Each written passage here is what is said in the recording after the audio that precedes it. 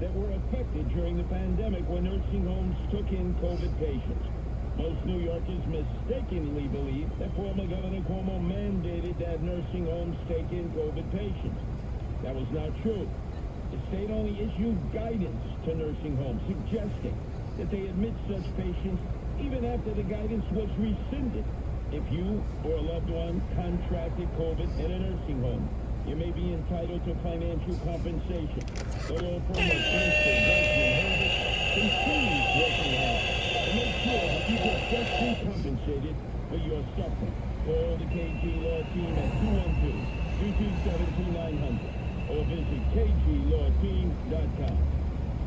Thanksgiving is just around the corner, which means Black Friday is not far behind. So you're preparing yourself to wake up at 3 a.m. to go to the Walmart and get that 60-inch screen TV you always wanted. Or just thinking about rushing through the store, fighting crowds and trying to hold that giant TV. It's giving you bad aches and pains. Don't you dare stop popping those pain-killing pills. Instead, go to Trinity Rehab. They've got the EPAT machine. This is FDA-approved, non-surgical, acoustic pressure wave technology. It takes up scar tissue, enhances healing, and gets rid of pain at a rapid dose. In just 3 5-minute sessions, you can be fully pain-free. And they're all over New Jersey. And hey, Bergen County, you can find Trinity Rehab right in your own backyard. They've got locations in Emerson, Hackensack, Paramus, Wyckoff, and a brand new facility in Woodcliff Lake. Call Trinity Rehab today at 800-518-0977 or go to trinity-rehab.com.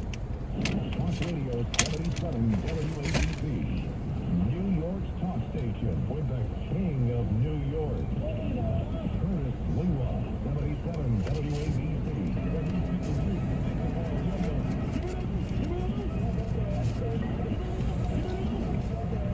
On to the next one. Get in.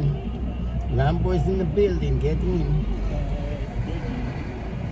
Back Macedonia Phil, every day on his way to WABC, stops before the mural in Bed-Stuy, Do or Die, a punch in your eye, and genuflects and pays tribute. Biggie, show me the loot. Isn't that what it was all about from the day that Bitcoin bandits emerged? Cryptocurrency Ponzi schemers and blockchain criminals. Some Japanese guy created this scam back in 2010. No one ever saw him. There's a bust of him in Bulgaria, one of the most corrupt, if not the most corrupt country in the world. And notice every time the hackers take control of somebody's system in their business, how do they want to get paid? They want to get paid in full with Bitcoin. That's right, because it's part of a criminal enterprise. And notice what happened. We have Sam the Man Bankman-Fried. He looks like a 15-year-old kid who just got out of his bunk bed at summer camp. You know, his hair all in the air, like you just don't care. He made $18 billion. $18 billion. He gave Joe Biden and the DNC $1 billion. The only one who gave more was that crook Soros. $1 billion. FTX, right? Oh, there was Phil, Macedonian Phil. FTX, they're playing in the arena, the Miami Heat, the FTX arena. Oh, look at the umpires in the World Series. They got the little logos, FTX. Promoting criminality. Because now, all of a sudden, he's on the lam. Stole $18 billion. He's the junior version of Bernie Madoff. On to the next one. And this was a recent interview he gave from the Bahamas. Thank you, Joseph Mahan and all the FTXers and the cryptocurrency Ponzi schemers, Bitcoin bandits, and blockchain criminals. And notice how we conflated with Trenton Tarantino because their voices are almost the same. See if you can tell the difference. How did you do this so quickly? And your company is 2 years old, and you're doing something like $400 billion worth of volume per month, which is 25 times what you did a year ago.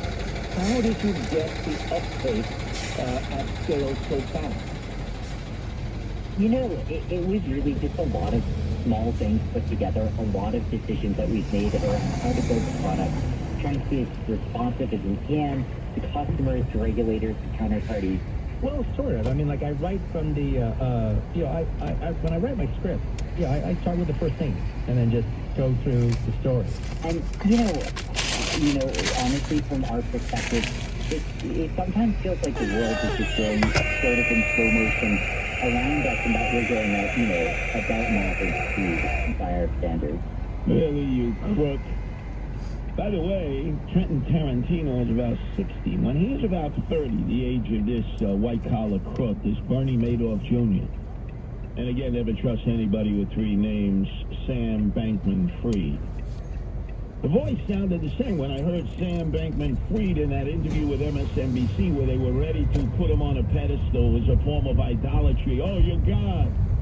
Cash money rules the world. I expected, oh my God, Wu-Tang to come out with their 36 chambers, right? Of Shaolin. And now he's on the lam, Lou. Is he on his way to Argentina, Buenos Aires, or his last tango?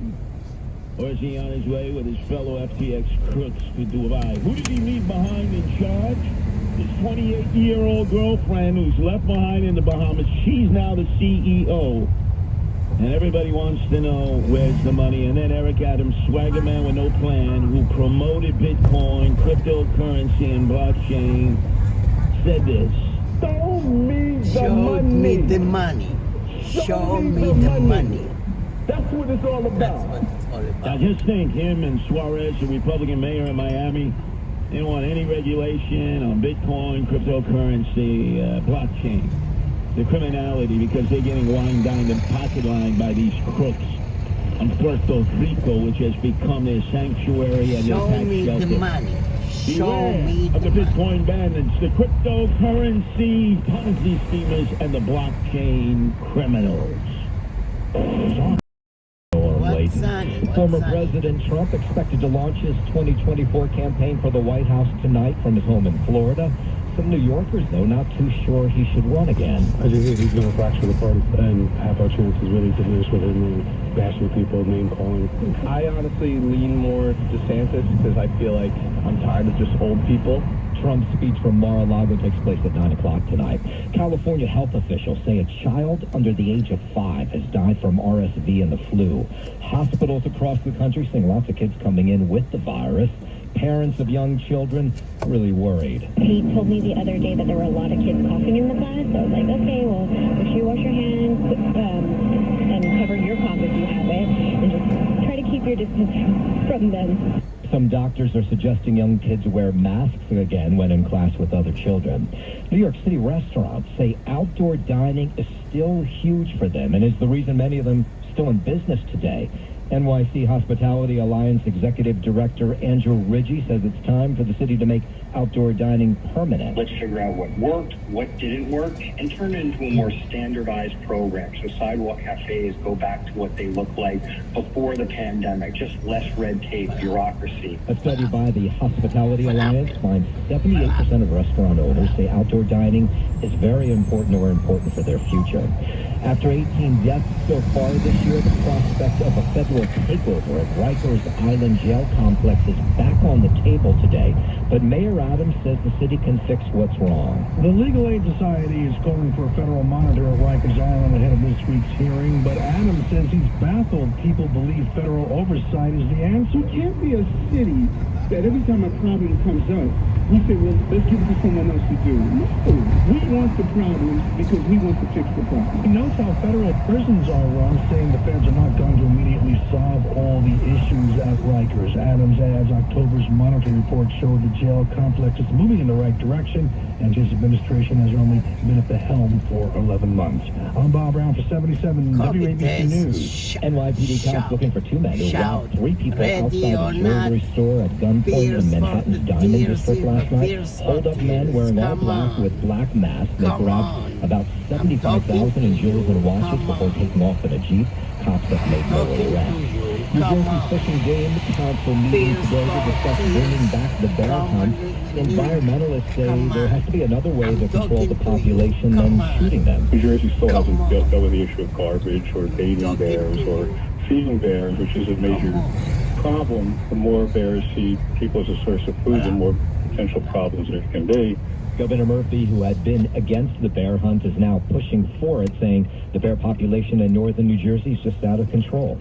Patterson, New Jersey, going after those who ride illegal gas-powered vehicles through the city. A new city council ordinance makes it illegal starting at the end of the month for gas stations to put fuel in those rides. And we're going to bite hard until we take you out of circulation. City Councilman Luis Velez says gas stations that violate the ordinance will face $500 fines for a first offense and $2,000 after that. Just last week, an ATV struck a pedestrian, leaving him in critical condition. For 77 WABC News, I'm Frank Diaz. WABC News Time 103, sports and weather, they are both up next.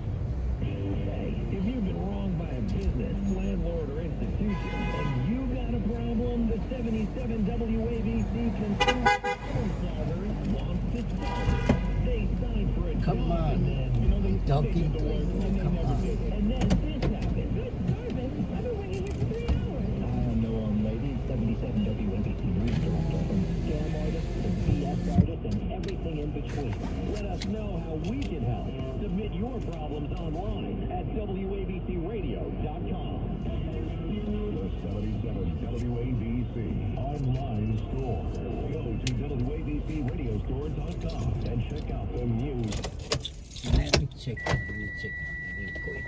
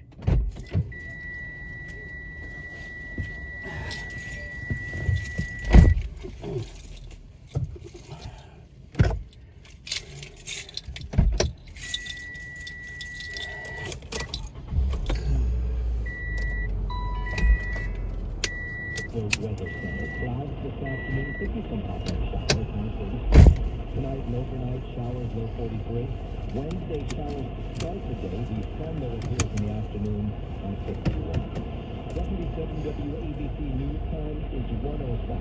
Sponsored by Ballot Watches. Discover finely crafted timepieces available at Macy's. 45 and sunny right now. I'm no wrong, lady. Remember, the news, it never stops at WABCRadio.com.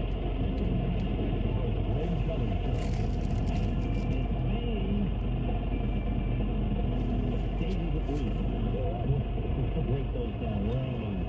I'm not yet as acceptance. Went back. Look, this is so unnatural because I don't really think we're wrong. I'm sorry, I just don't, okay? Yeah, I'm not accusing anybody of cheating yet. But I do know this. That I'm told that more than 50% of the American people are voting by mail. And I know that's a problem. I know that because Jimmy Carter told me so. Jimmy Carter and James Baker, they said that this is going to be a problem. It's going to be a real problem. Let's see here. It raises concerns about privacy as citizens vote for certain candidates, and it increases the risk of fraud. I am reading from the 2005 Presidential Commission on Elections, chaired by Secretary of State James Baker and President Jimmy Carter, one famous Republican, one famous Democrat. Four were the state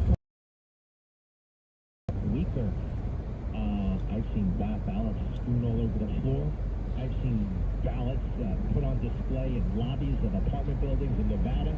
I do not think that the ballot integrity, ballot security is all that at all. Let's see here. Authority black and effective system to track the number of ballots. Did they invent that? Now they could have. FedEx has that, but we don't have that. All this to say, I don't believe it. I don't believe that the Americans suddenly went something like I don't think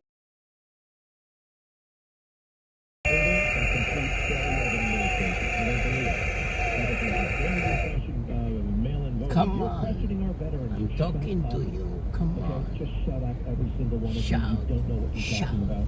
Shout now. Balloting is different from mail-in voting. All right? It's completely different. We know how to do absentee. Yes, I voted absentee in the military twice, in 1992 and in 1996. Alexa, where's my pizza? I know, actually, from back then. I remember once here, because I was really kind of freaked out about it. I wanted to make sure in 1992 how to be on record of voting on all the elections, because back then I was thinking about running for Congress or running for something. Oh, well, I'll get back to you on the whole mayor thing. I'm having serious fucking thoughts about it because I don't trust the election. I don't trust early voting. I don't trust mail-in voting. I don't think I could. Hey, we had election day. Me versus Derek Adams, up or down, game on. I'm in. This ranked choice, whatever, 50 days prior. Come on. The mail-in. Come on. No. Keep people like me out. And keep the preferred clubhouse people in. Who the hell won it? Chicken and crack. One. Pizza, chicken and crack. Venezuela got more votes, more legitimate votes than Carrie Lake. Just my sense. I lived in Yuma, Arizona. $1 I know pizza. Arizona pretty well. $1 water. $1 water. But we have a border crossing. $1 pizza. $1 water. Also speaking about $1 water. really corrupt. $1 pizza. $1 water. Right? Don't we? I mean, we just saw there's still a dozen races or so that are not yet called. This is 2022. This is insanity. Don't tell me this is democracy. You know what you people are? You fake news people? You are what I call, it's my new term. Are you ready? You are election fraud denialists. I love calling them denialists. It sounds fancy. Election fraud denialists. And what else? We've got the Russia collusion, the Russia hoax collusionists. That's the other category, okay? We got those people. Carrie Lake is an amazing person. Apparently there's no way forward. My advice to her would be to not concede the election, No by the pizza way. for you. You can't tell me. Nobody can. After that blank shell, right? She should not concede because we don't know. Now, she could say something. If there is no path forward for her at this point, and if there isn't going to be a recount, she could say something like, well, Katie Lake will be the next governor. What the hell's her name again? Katie Hobbs will be the next governor. But let me tell you all the reasons why this election was screwed up. And let me tell you all the reasons why the last election was screwed up. You know what? It's America, and we're allowed to have doubts about things. Just because it's a government institution or process doesn't mean it's perfect. It's incredible, the shaming they did. The shaming of us who raised questions about that election. You heard it a million times. You are a threat to democracy. No, actually, this is the threat to democracy. You people talking about us like this is the threat to democracy. Cut 45. Think about the big lie. Trump endorsed election deniers. We all know what this is about. We have seen it for ourselves. This is about the big lie. The big lie. The big lie and the big liar. The enormous, gigantic big lie. Your threats spawned by the big lie. Individuals who promote the big lie, election deniers. How do we compete with that, right? And how do they try to blame this all on Donald Trump? Right, the midterms? Well, they lied about him nonstop on cable. They never showed him. They never showed his rallies. They kicked him off of social media. The only way you were going to see Trump this election season if you're watching Newsmax on a Saturday night. Or watch the Sunday shows badmouth him. That's all the exposure he got. Now, I wonder if that's going to change tonight. Now, he's making an announcement. Is he really getting in for the race? I gotta tell you, I feel just like I did on June 16th, 2015. That's when he declared the first time. And it wasn't a sure thing that he was going to run back then. Let's see. I just, I'm going to play this for you now. This is what I said that day. Everybody ready for this? I'm going to play it right here and now. This is June 16th, 2015. I show up at Trump Tower with my buddy, Rosanna Scotto. We didn't know what the hell was going on. We knew there was something big going on at Trump Tower. At the time, she was friendly with Michael Cohen. We all know about him. Which, oh, by the way, I just heard he lost in court. We'll get to that later. And we're going to go. Is this going to be a new TV show? Is this going to be, what the hell is it? I have no idea. And I knew Trump, but certainly not well, and I met him a couple of times over the years. He was actually nice to me, and I had a certain appreciation for him, but, you know, I was like, okay, there's Donald Trump. And so what? I didn't go there as a mega fan or anything like that. I just went, it's on my way home. Literally, it was on my way home. So I go there to see what's going to happen here. And let me see. Do I have this thing? All right, you guys. Shoot. Let me get it to you, Kevin. We need to spoil it and turn this baby around. Basically, I said it on network TV after the speech that he could win the entire election. That he could win with that message. And you got to keep in mind, everybody was laughing at him. The Daily News, the next day, they had a great big headline. They put Trump in makeup. Send in the clowns. They said this was a clown show. Maggie Haberman, the New York Times, wrote a snarky, nasty piece about how all of her friends and the reporters there, they got together and they brainstormed. Is there a path forward for Donald Trump? No. And we tried to come up with one. We really tried. They actually said that. That was the report. We really tried, but we couldn't come up with one. We really tried. Delivery. They were wrong. All wrong.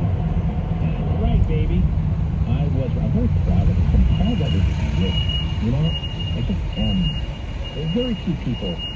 And you know what I did? Lost. I stood up and I listened. I stood up and I just took. That's what I've been doing for most of my life. I know I'm shooting my mouth off all the time here, but I spend most of my time just watching and listening, believe it or not. Just watching and seeing things, how they go down, what people's reactions are. You can learn so much when you keep your mouth shut and your eyes open and your ears open too, just looking around. So I'll play you that in a moment. In the meantime, Donald Trump may or may not announce for president. I don't know what's going to happen. Just like, you know, what was it, 6, 7 years ago? You got that thing ready? I just texted it to you. 7 years ago, I was in the same state of mind. Could go either way tonight. I don't know what's going to happen. Could be some sort of surprise. And then he starts speaking. I listen to the whole speech. I don't say a word. And then all of a sudden, some microphone person comes to me right after. A microphone person. They weren't a reporter. That's what I mean. They were like a tech person with. I didn't know who they were with. And they just said, what'd you think of the speech? And I said what you're about to hear. It turned out that microphone person worked for Access Hollywood. And my comments were on the Billy Bush show that night. I think it's called Access Hollywood. Billy Bush. And it was on national TV at 7 p.m. that evening. Here's what I said. I think you might be a good this race. Listen to that speech. It's going to go well in certain precincts in Iowa, New Hampshire. This is a big deal. This is not a joke. Huh? Now, everybody else was saying, no way, no way, no way, no way. And for months. $1 pizza. I felt people move. Welcome back, $1 pizza. Welcome back. And that's what I said on TV. You should have heard what I was saying. Also, I was in a daze when I came out of that. Now, I went up, and actually Bill O'Reilly was kind enough to call in last week. Remember that? Bill O'Reilly was there, and he did say that I don't think he gets... Let me get the $1 pizza real quick. I'll be back.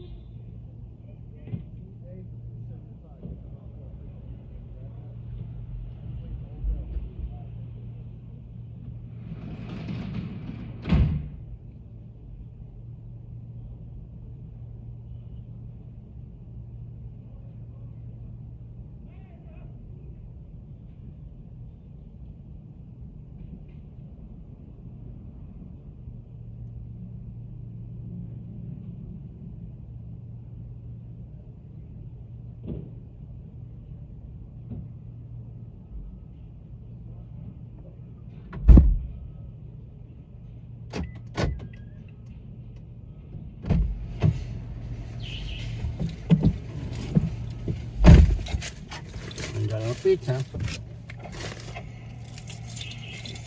It's a $3 pizza. It's a fancy one. Fancy one.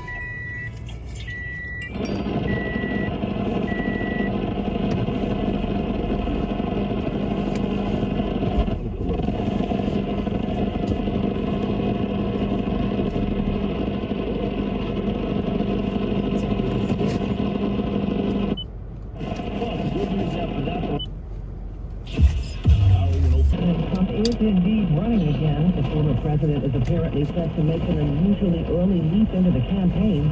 I'm going to be making a very big announcement. Despite losses from many of the Republican candidates he endorsed, some of whom focus on his false claims of widespread election fraud. A Reuters Ipsos poll taken before the election showed that more than half of the nation viewed Trump unfavorably, as do nearly 1 in 4 Republicans. Allison Keys, and again the announcement, 9 o'clock tonight, keep it locked to 10-10 wins. The outdoor dining debate is here again. There was a protest at City Hall this morning by people who were upset that the city didn't hold hearings about the rules for permanent dining sheds. Here on Newstime, we spoke live with Leslie Clark, a member of the Coalition United for Equitable Urban Policy. We have a problem with rats. We have a problem with trash. We have a problem with noise. We have a problem with the proliferation of outdoor dining in neighborhoods that is not equal throughout the city. We also spoke with Susanna Coteen, the owner of Lido Harlem, and she says the outdoor dining setup is key to survival. You know, we were struggling to survive during the pandemic, and we spent a lot of money on these outdoor dining structures. Ours has heat, light, electricity, music. So, you know, we made a huge investment into this in order to keep our doors open. A vote on the rules is set for next week. 32 alleged gang members are now indicted for 19 shootings in the city, 2 of them fatal. The Brooklyn district. Yeah, Elizabeth. Yes. Welcome back. Right, thank you. To your drop if it's Zara. Let's go to Zara. Yes. We have a good stop today. Camera recorded ahead. Oh, I'm looking for something for my niece. It's her birthday. She's having a birthday party on Saturday. I need to do this. Congratulations. How old is she? She's 6. Oh, 6. Oh, cute. Almost like my baby girl. She's 4. Oh, very cute. I have a 3.5-year-old and a 7-year-old. Oh, welcome. Myself. But my 7-year-old...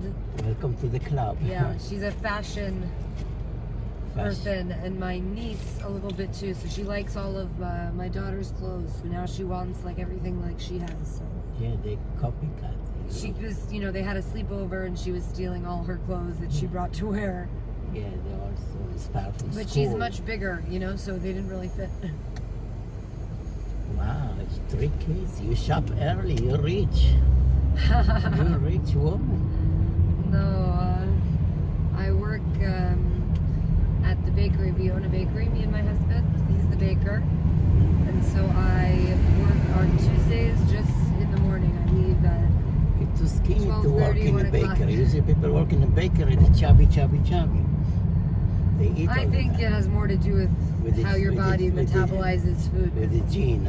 I eat a lot and still skinny. Some people eat like very little and they're always big, you know. It's okay. We need all. We need the We need chubby, all the we sizes, need the skinny, yeah. we need to make body be skinny, beautiful. It's good to have a little bit of weight in the winter anyway. Yeah. Keeps you warm. You want coffee? You want pizza? No, thank you. I had some coffee. Who watch the kids? You have a nanny? They're at school. Yeah, it's cool. Yeah, I need to pick her up at 2:50. Well, that's why I leave, you know, we do have someone who watches them after school a few days a week when I work late.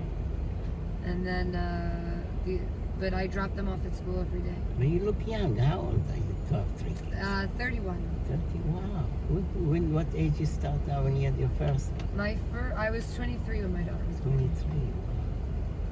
That's the best to do. Very to, young. To grow up with them, you know. Well, you know, it's so interesting because I was in New York, 23 to have kids. You might as well be like 16. You know, it's like most women like have kids a lot. Like, yeah, it's just, and you don't have any contemporaries. You know, nobody else else your age is doing that. So you start to make friends, a lot of older friends, you know, because you become friends with other moms. Yeah. But then also it's like you lose a lot of friends because the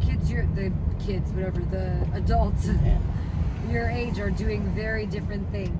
But you did the right thing, because those women who are career lady or looking for Mr. Right, and then by the time they're ready, oops, it's too late. The 35, 40. No, I mean, I think nowadays it's very common. A lot of people have their kids later. I think it's really just a question of like, but what you want to do. What was nice for me is I wasn't like set in my ways.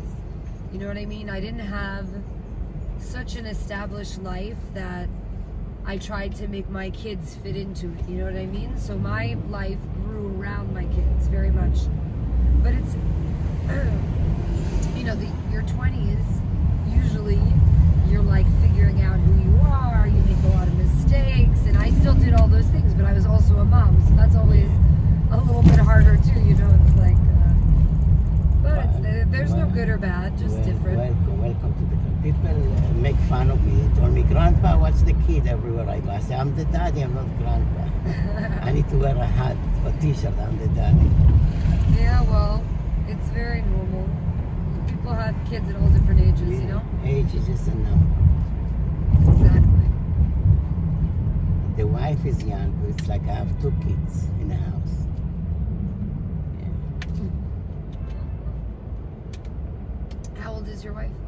28, and she wants 2 more kids, and I'm 60. So are you gonna have 2 more kids? Of course. 1 kids is blessing. I want to be like you. I want competition now. You gonna have more, or the kitchen is closed? I don't know.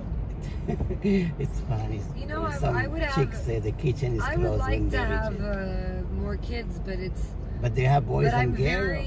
it's a lot of work. You know, I don't want to have another kid and have the kid feel like I don't, you know, like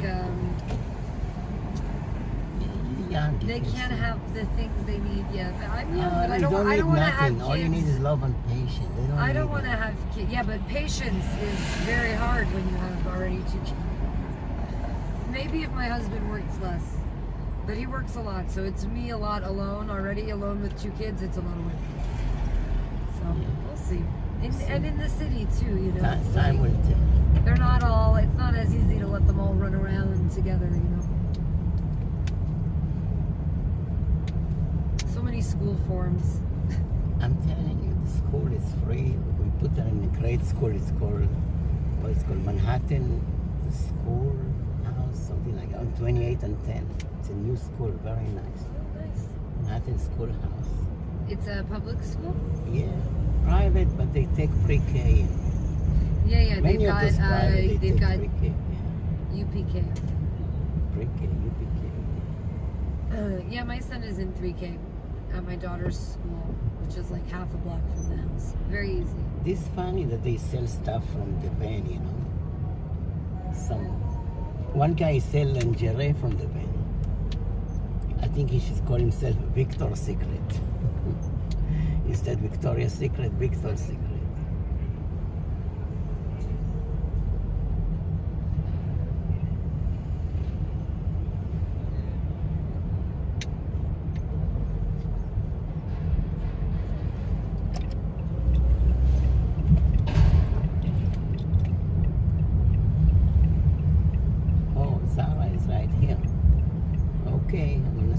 Because they give us ticket on the bus lane. Okay. Good luck. You have a good day. Nice talk to you. You too. Drive safe. Yeah, thank you. Take care. Hope you get a good deal. Elizabeth. We dear love Elizabeth. Have a good rest of your day. Thank you. We love you. We love you a long time. That's a beautiful Elizabeth. Greatness. A beautiful Elizabeth and greatness.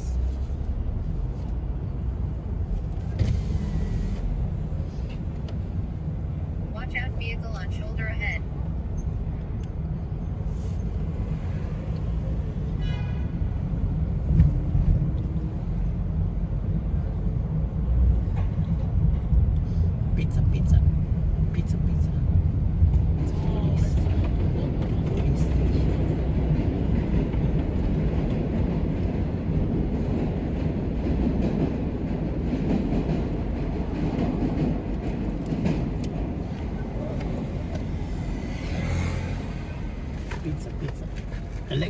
my pizza.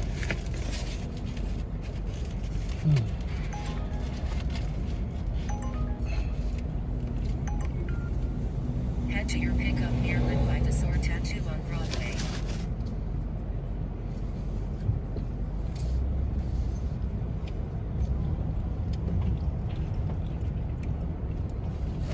Pick up Mary Catherine on the left. Okay.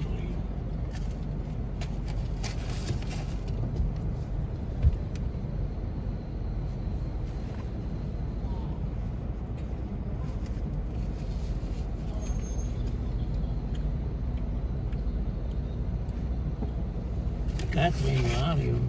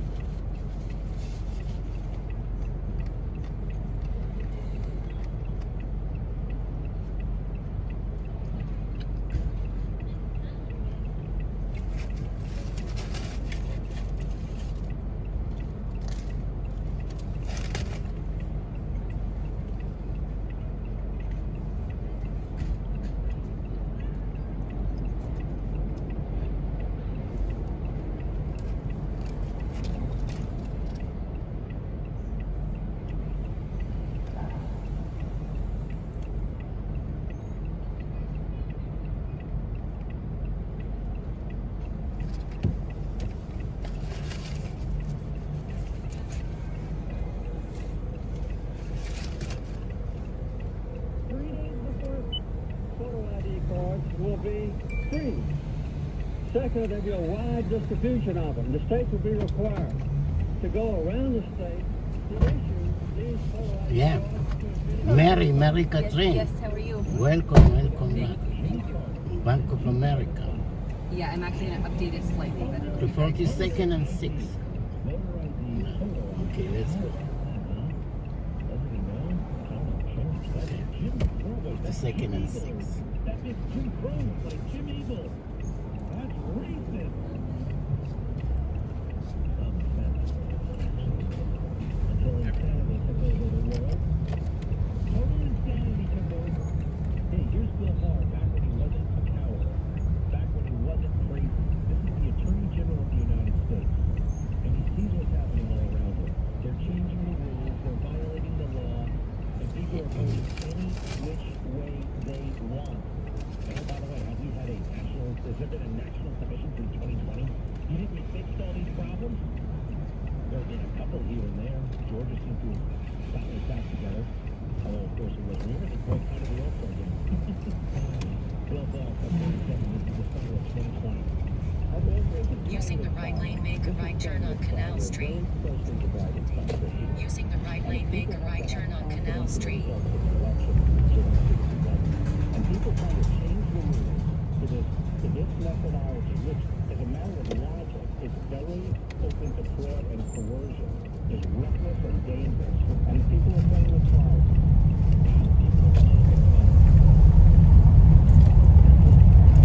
Make a right turn on Canal Street.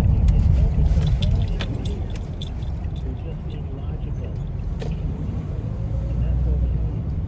Illegal, folks. That's actually that's a good thing. Speed camera reported ahead. Make a right turn on Avenue of the Americas using the upcoming right lane. Just ahead, make a right turn on Avenue of the Americas using the upcoming right lane. Listen, Holly, first of all, I noticed in New York State, the Republicans won the fourth statewide election. Right? 5 years it took New York State now to go to the second statewide election. Those are all states are going to have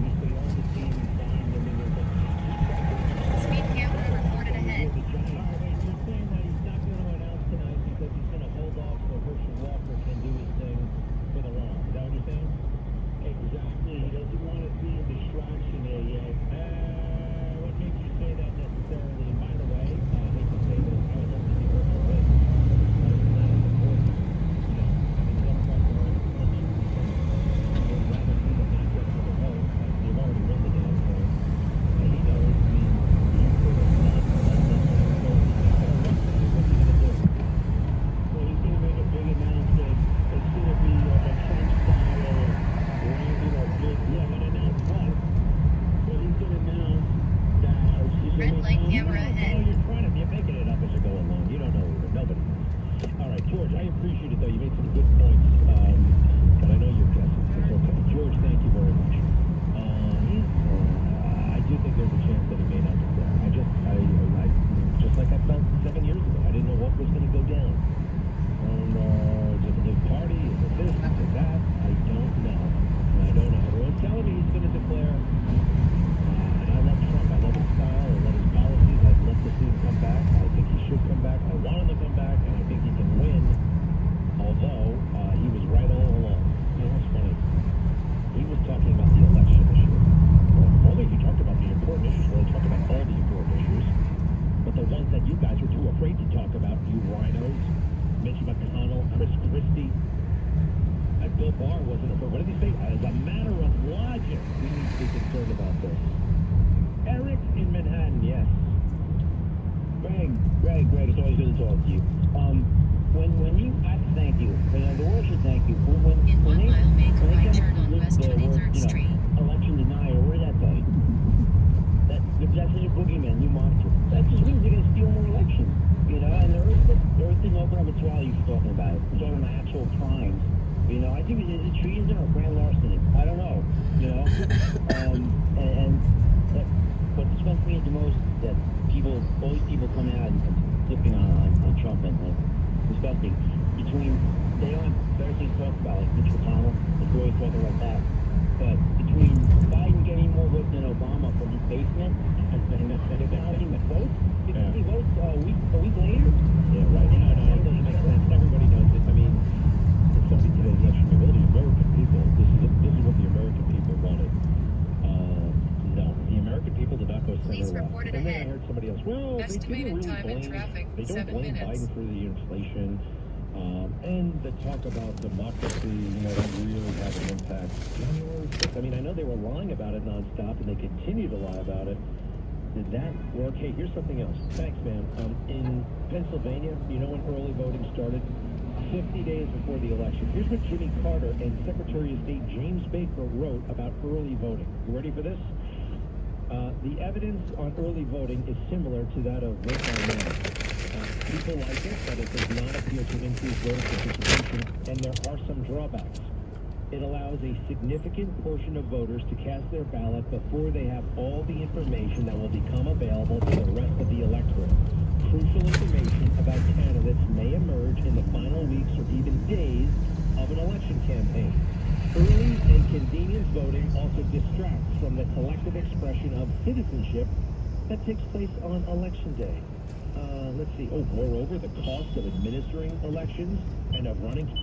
So I don't care for Sloop John B. It's like we're just going on there to have a hit song, but it doesn't fit everything else. I think Billy Joel had a run of great albums, and I think The Innocent Man is brilliant.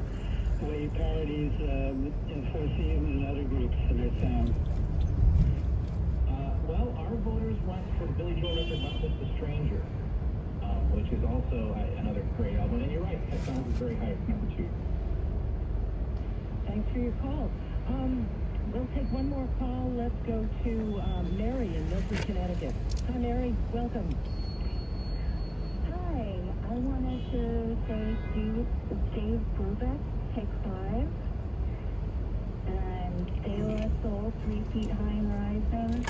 R.E.M. Mama, U2 War, XTC English Settlement. Ooh. You throw a lot of great ones at me. Dave Brubeck did make it, but Murmur is definitely on there. And you brought up, did you mention, I think you said War. I don't know, I think our U2 albums are Joshua Tree, Knox on Baby. I think, and you mentioned someone else I really like. And that was De La Soul. Yes, of course. 3 Feet High and Rising is on there. Much like Mason Lines, which is kind of from the same time period. It just was taking hip-hop in such a new, great, optimistic direction, and it just still sounds wonderful. Well, you can't see it, unfortunately, but it just sounds great. FCC, they are a band who I think they suffer from something that happens to bands. They get a little bit of vote splitting, I feel like. You like to get people, you get Guns and Wires people, you get Skylarking people, you get English Settlement people, and unfortunately, they didn't end up on the list. That was a great record. Drums and Wires was probably the shock of the new when that came out was pretty amazing. Thanks for your call, Mary. We only have a couple minutes left, and I'm going to take these to indulge myself for just a moment, if I may. Anybody who knows me or has listened when I've sat in this chair for Allison knows that I'm a huge Bruce Springsteen fan.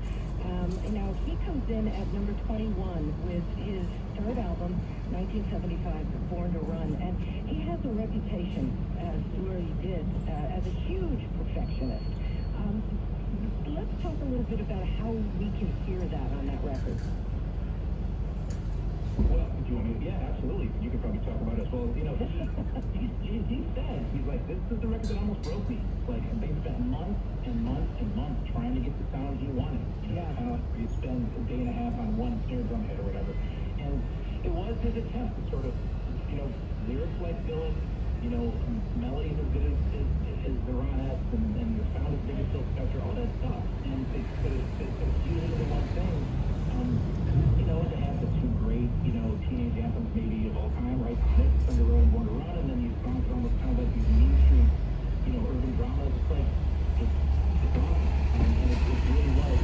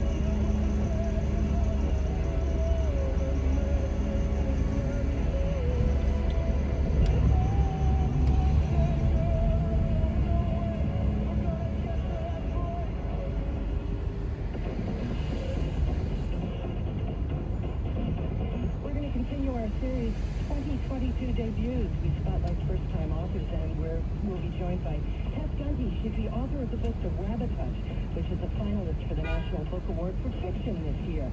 This is all of it on WNYC.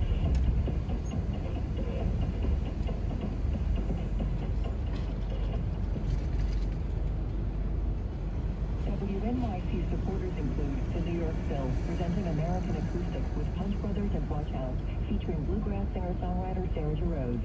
Part of the 65th Street Session, December 6th at David Geffen Hall. Tickets at nyphil.org. New York Presbyterian, whose cardiac department helps patients stay on top of their game by using the latest heart treatments, procedures, and multidisciplinary care. Stay amazing. New York Presbyterian. More at nyp.org/heart. The New York Public Radio WNYC Archives is supported by the Leon Levy Foundation, which is committed to preserving the archival history and culture of New York City and beyond. Learn more at leonlevyfoundation.org. I'm Helga Davis, and I'm thrilled for the 5th season of my podcast, Helga, featuring artists, scholars, and cultural changemakers.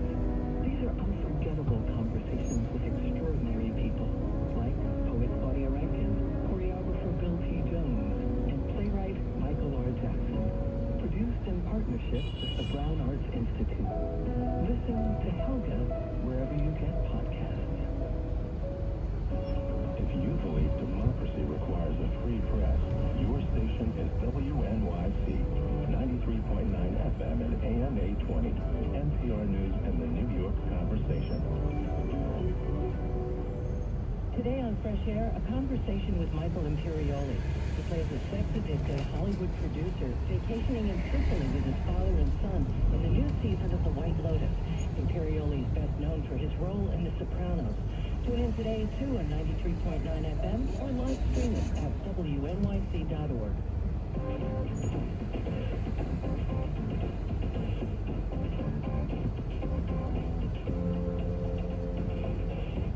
It's all Move It on WNYC. I'm Carrie Nolan in for Allison Stewart. The National Book Awards ceremony is tomorrow, where the winners in 5 different categories will be announced.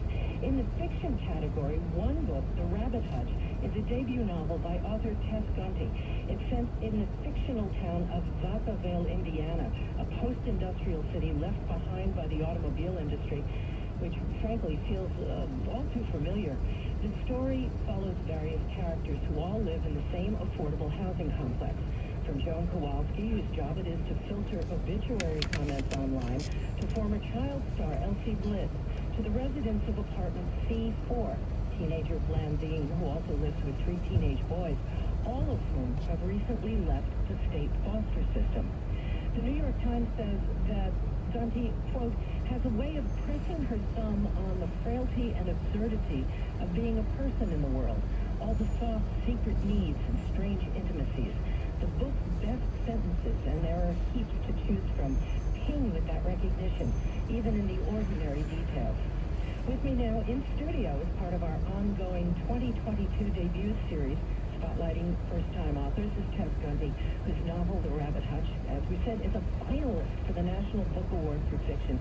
Tess, welcome to WNYC. Thank you for having me.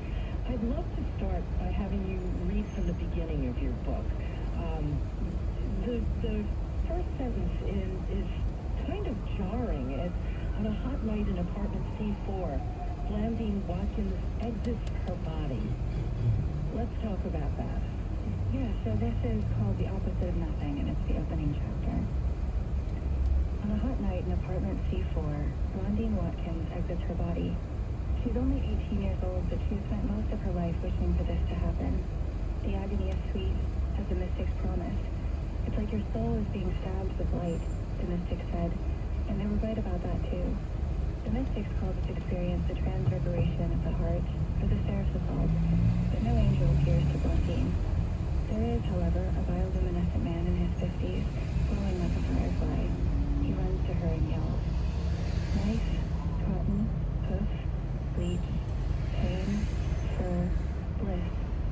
As Blandine exits herself, she's all of it. She's every tenant of her apartment building.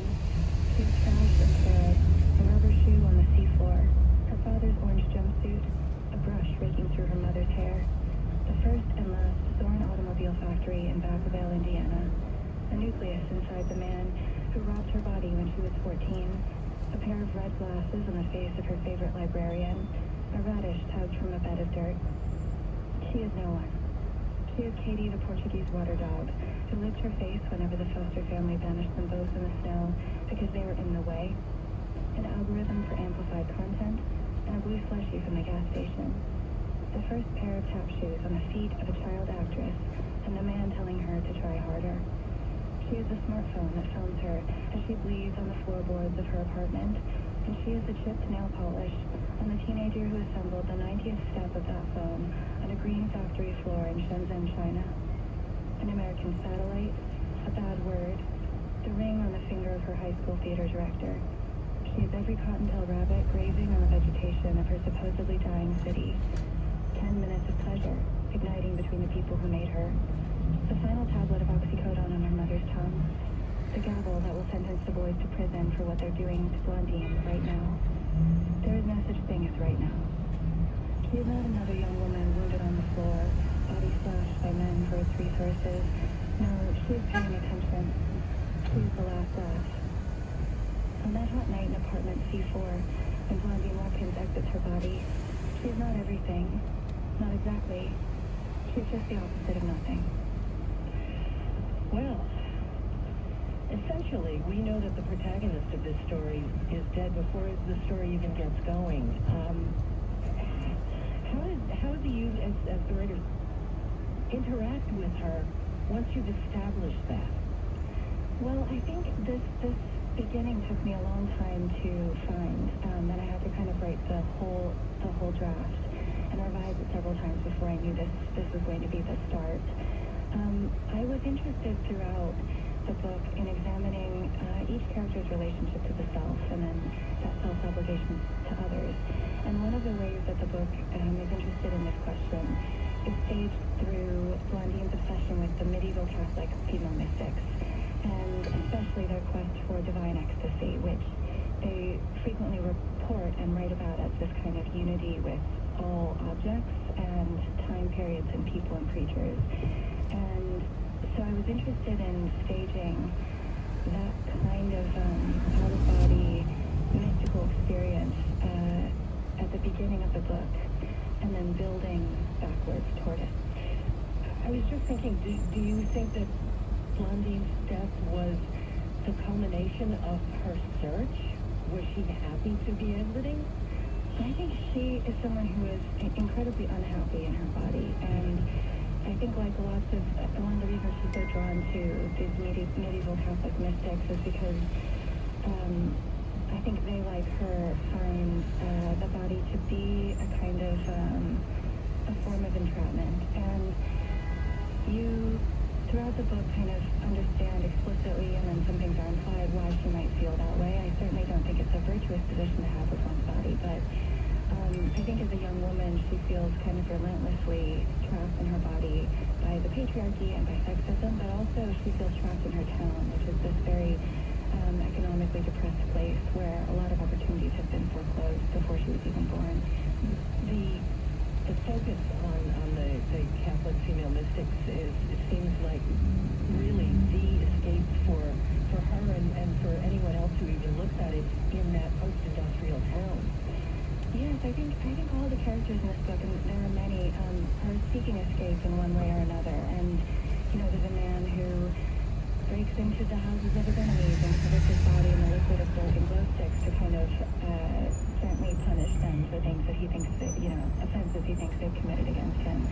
There's a woman who, she was a child actress, and she accumulated a lot of fame and wealth at an early age, and she is seeking to kind of exit herself by fashioning her life around all of her pleasures and kind of just diving into hedonism. So every single character is trying to escape in some way or another. They're also starkly and differently drawn, which I thought, you know, was really interesting. When you read some of the dialogue, you know who's speaking.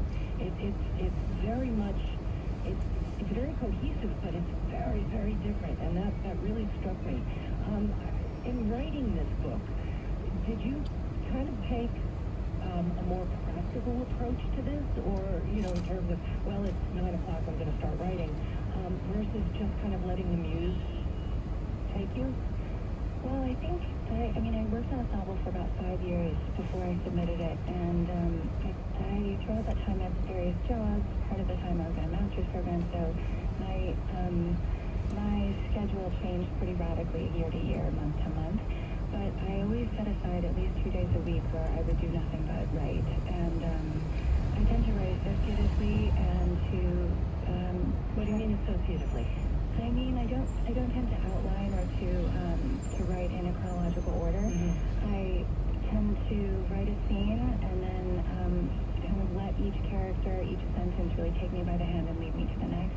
And then after I have a draft, when I'm revising and refining it, I decide, okay, this needs to go, this needs to stay, or there's like a gap here. But the process is really one of kind of trusting an associative logic. Did you find when you finished writing it that you missed the characters, or were you glad to kind of leave them behind? I do miss them, yeah. I think I especially miss Blondine. I think that she's the kind of heroine I always wanted to see in fiction, and it's hard now to write a new character. She kind of left big shoes to fill. But I also missed the capaciousness of the structure of this book. I was always able to kind of dive into another psychology whenever I wanted to, because there are so many characters. It's very exciting. It certainly would be exciting for me to be a finalist for the National Book Award. That ceremony is tomorrow. What was your reaction when you found out? I was truly astonished. I mean, the fact that there were so many debut authors on the long list and the short list it's just a really. I'm very grateful to the judges for honoring new work and, you know, merging voices, and it's an honor to be in the company of these people. And you've got a new novel slated to come out next year called Honeydew. Yes. And when it is, can you give us a thumbnail of that in the minute we have left? Yeah, so it's structured in a triptych. Aftermath of a violent attack that they suffered in their 20s. Sandy, I wish we had more time to talk. The book is a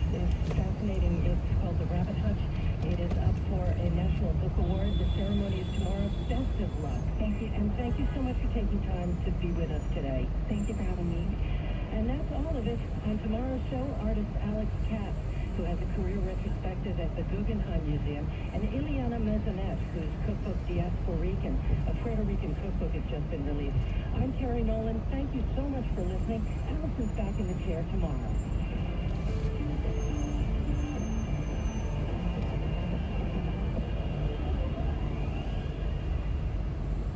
Support for WNYC comes from Evanston Salt Cost Climbing. From Will Arbery, the writer of Corsicana and Heroes of the Fourth Turning, comes this new play about climate and change, directed by Dana Tremor, now through December 18th. More at thenewgroup.org. On the next Buy and Bear Show, our climate story of the week. Should wealthy countries that cause the most warming pay reparations to much poorer countries in the global south suffering the worst effects? It's a major topic at the COP27 Climate Summit taking place this week. We'll hear the proposal and get your reactions. Also, the Republican presidential race after Donald Trump's announcement. The Buy and Bear Show, weekdays at 10 a.m. on WNYC. Coming up next on 93.9 FM, it's Fresh Air and a conversation with Michael Imperioli. He plays a sex-addicted Hollywood producer vacationing in Sicily with his father and son in the new season of The White Lotus. And on AM 820, it's 1A. This is WNYC, FM, HD, and AM, New York.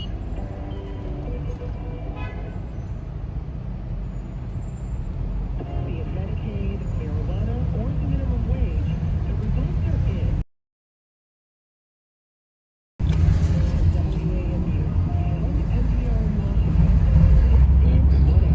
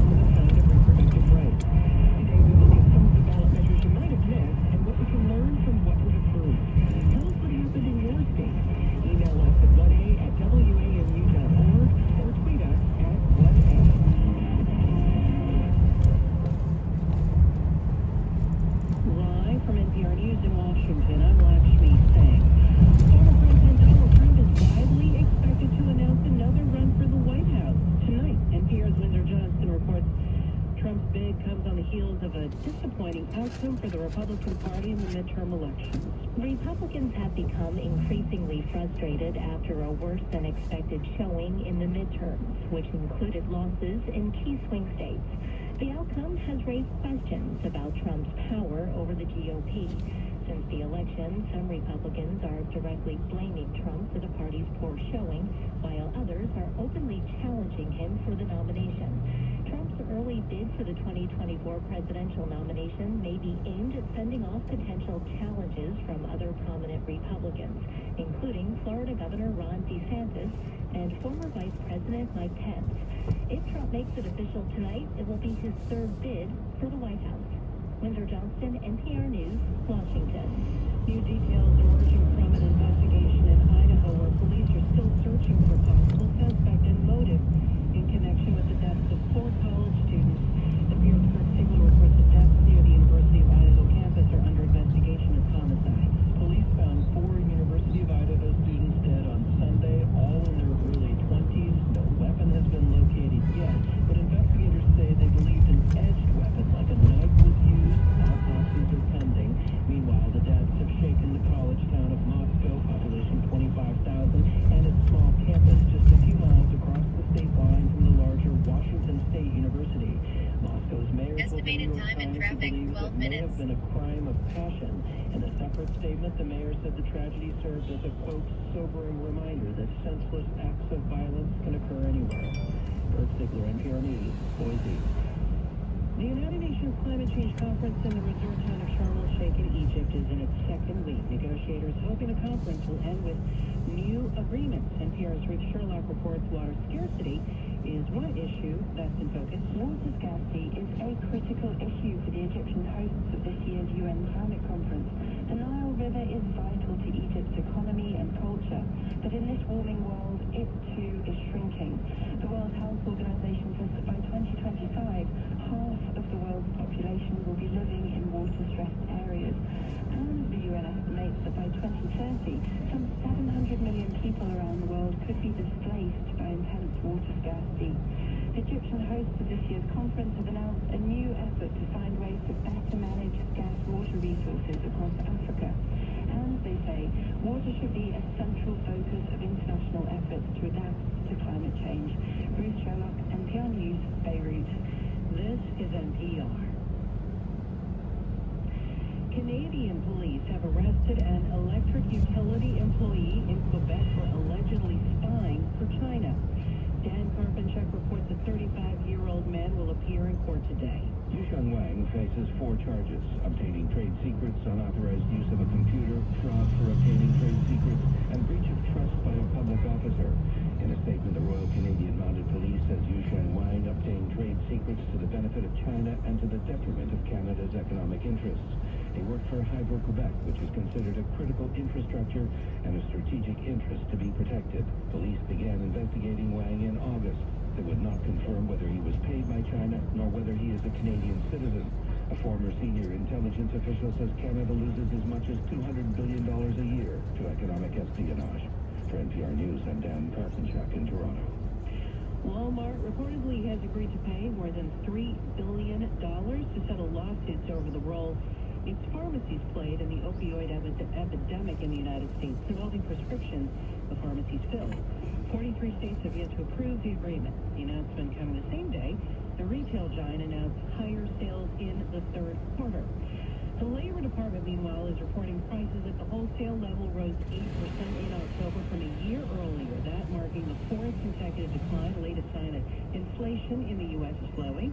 The government says that on a monthly basis, its producer price index measuring costs before they reach consumers rose 0.2% from September to October. I'm Lakshmi Singh, NPR News. Support for NPR comes from NPR stations. Other contributors include Matt Nazian, committed to boosting students' confidence, critical thinking, and math grades and scores with in-person or online instruction. Each student follows a customized learning plan. More at mathnazian.com.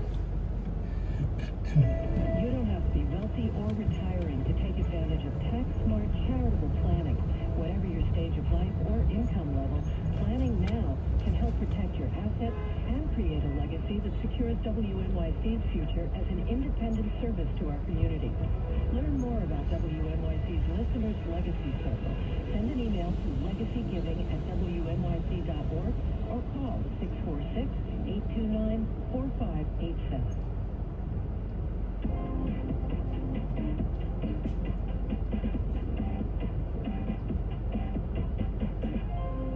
This is 1A. I'm Jen White. Some states are still counting ballots from last week's midterm elections. As of today, some key races are still on the line and the control of the House remains unknown.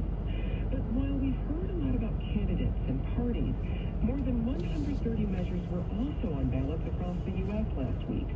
From decriminalizing psychedelic mushrooms to prohibiting slavery to implementing new rules around how and where we vote, Americans made a lot of local decisions with national implications this November.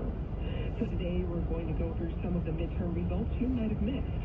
Here helping us through it is Reed Wilson, the founder and editor-in-chief at Pluribus News. That's an online media outlet covering state-level public policy. Reed, it's always great to have you on. Hey, Jen, thanks for having me. You know, ballots, as I said, are still being counted in some states, but with a little more distance from the election, what are some of the key takeaways for you? Well, abortion rights was clearly a driver of votes, not only in the Senate contest and gubernatorial contests around the country, but also they proved popular in ballot measures. There were 5 abortion rights. Police reported ahead. On the ballot, abortion measures. Some added new restrictions, some added new protections on the ballot.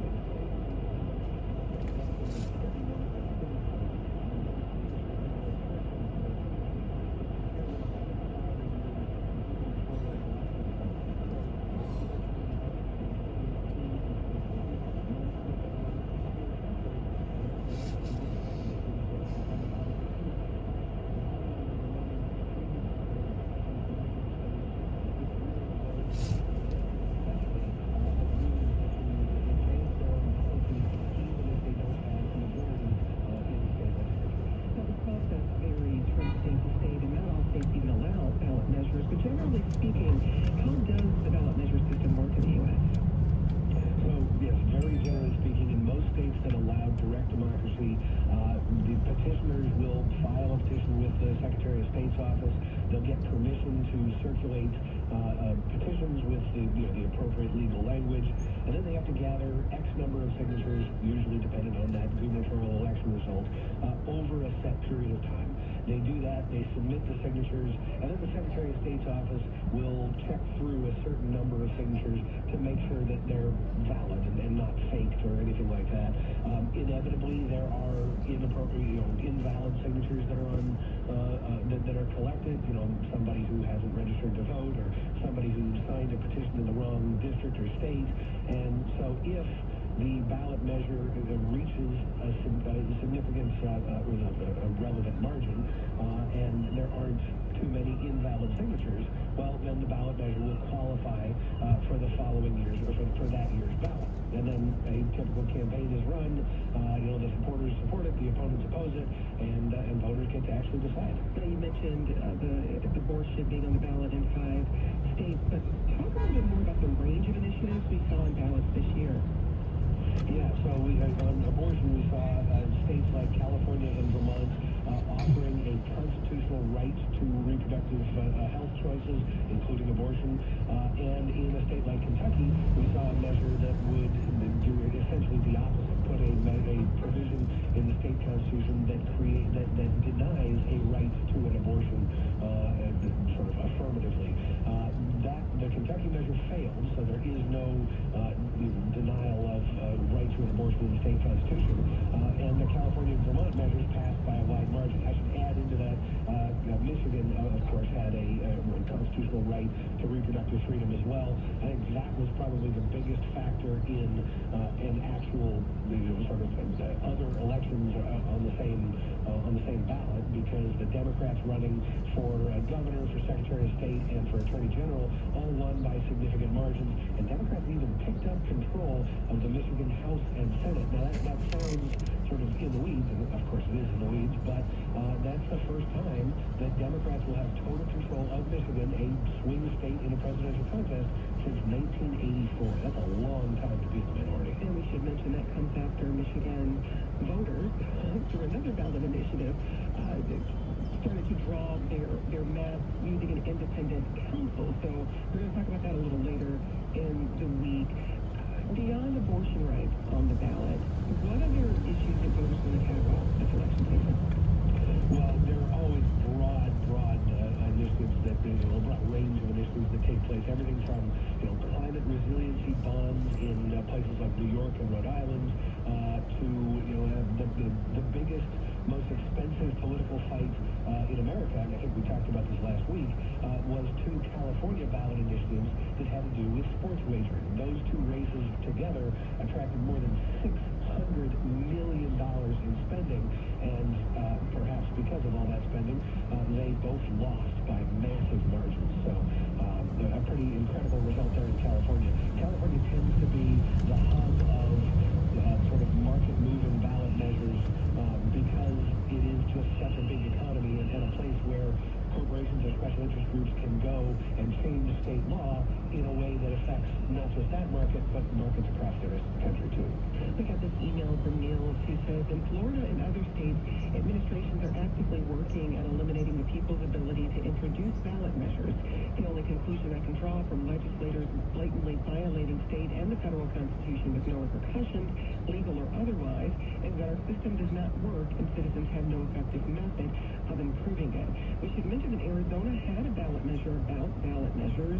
The initiative was rejected, but it would have allowed the legislature to amend or repeal voter-approved ballot measures if any parts of them get struck down by the state or U.S. Supreme Court. And this would have essentially limited voters' power. Arkansas and Colorado also had ballot measures about ballot measures themselves. Is this a new trend we're starting to see, Reed? States trying to limit initiatives brought by voters? I think it is, and the states, most of the states you talk about, there are 2 states you talk about there, Arkansas and Arizona, obviously have Republican legislatures and Republican governors for now, and Arizona just elected a Democratic governor. But this is, as I said, progressives have used the ballot initiative in recent years to advance their policies at a time when they can't get them through the legislature, whether that's wage or imposing wealth taxes or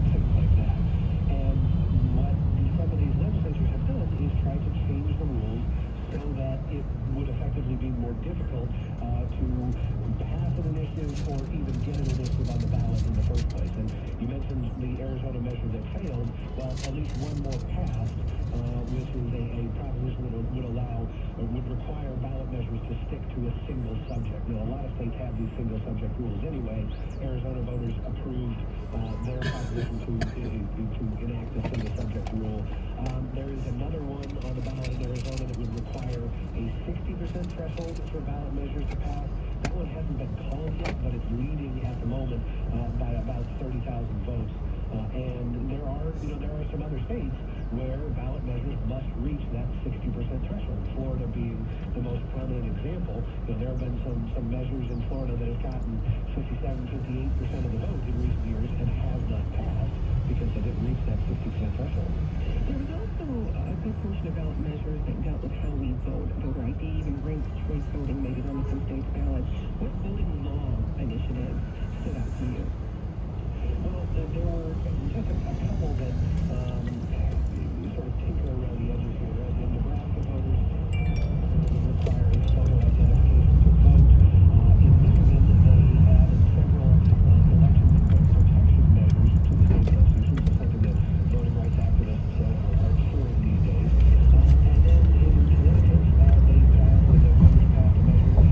These are states where in sort of a height curve on early voting, that legacy of first steppers who showed up and wrote voting rules in states like Massachusetts and New Hampshire and Connecticut. And then Okay, here is good. Red light. 40th Street and 6th Avenue, yeah? Perfect. Okay, good luck. You have a good day. Thank you. Thank you so much. Take care. Nevada would be the third state to implement ranked choice voting after Alaska. Where's the bicycle? But the way Nevada's rules are written, this measure actually has to pass again in a couple of years before it finally qualifies. If you want to learn a little bit more about ranked choice voting, how it works, you can find a conversation we did, I think it was earlier this year, at the1a.org. We'll also tweet out a link at 1a. Broadly speaking, Reed, for states that do have ballot measures, how important are they for regular citizens Trying to pick up iron. make a change in their state?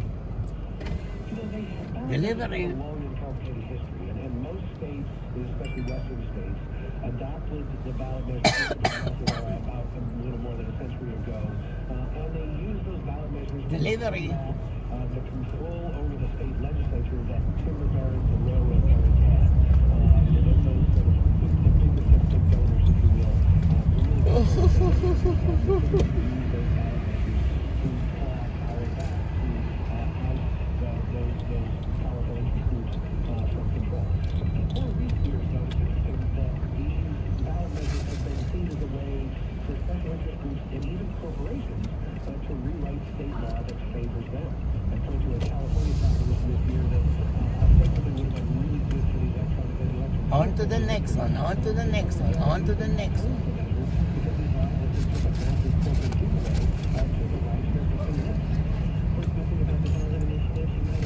Speed camera reported ahead.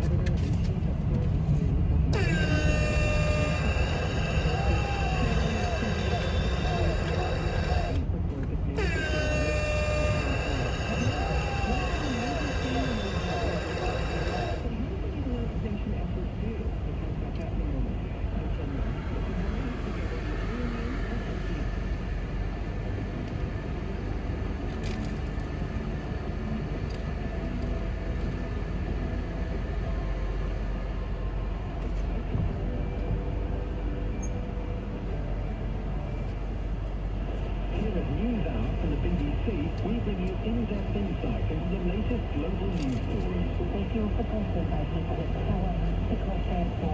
interviews, opinion, and analysis, we get to the heart of global issues. We are putting perceived over the people. And fascinating stories. Scientists have discovered the world's largest known plant. NewsHour from the BBC.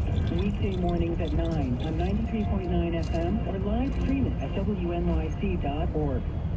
Support for WNYC comes from Carnegie Hall, which presents cellist Maya Visor and chamber choir The Crossing in a multimedia performance of Michael Gordon's Travel Guide to Nicaragua on November 17th. Tickets at carnegiehall.org. New York Public Radio's Independent Community Advisory Board invites your feedback for live programming within your community. Join the CAB Thursday, November 17th at 6 p.m. for a virtual meeting. Details at WNYC.org/CAB.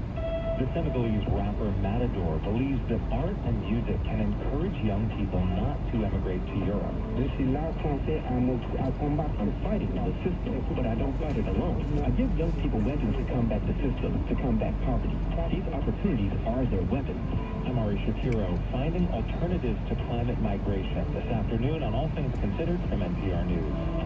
Today at 4 on WNYC.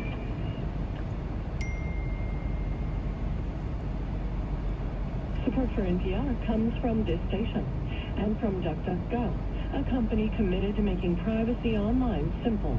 DuckDuckGo's app includes a private search engine, web browser, and email protection with one download.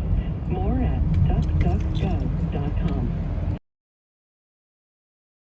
Designed to help children discover the world with hands-on activity kits delivered monthly for ages 3 and up.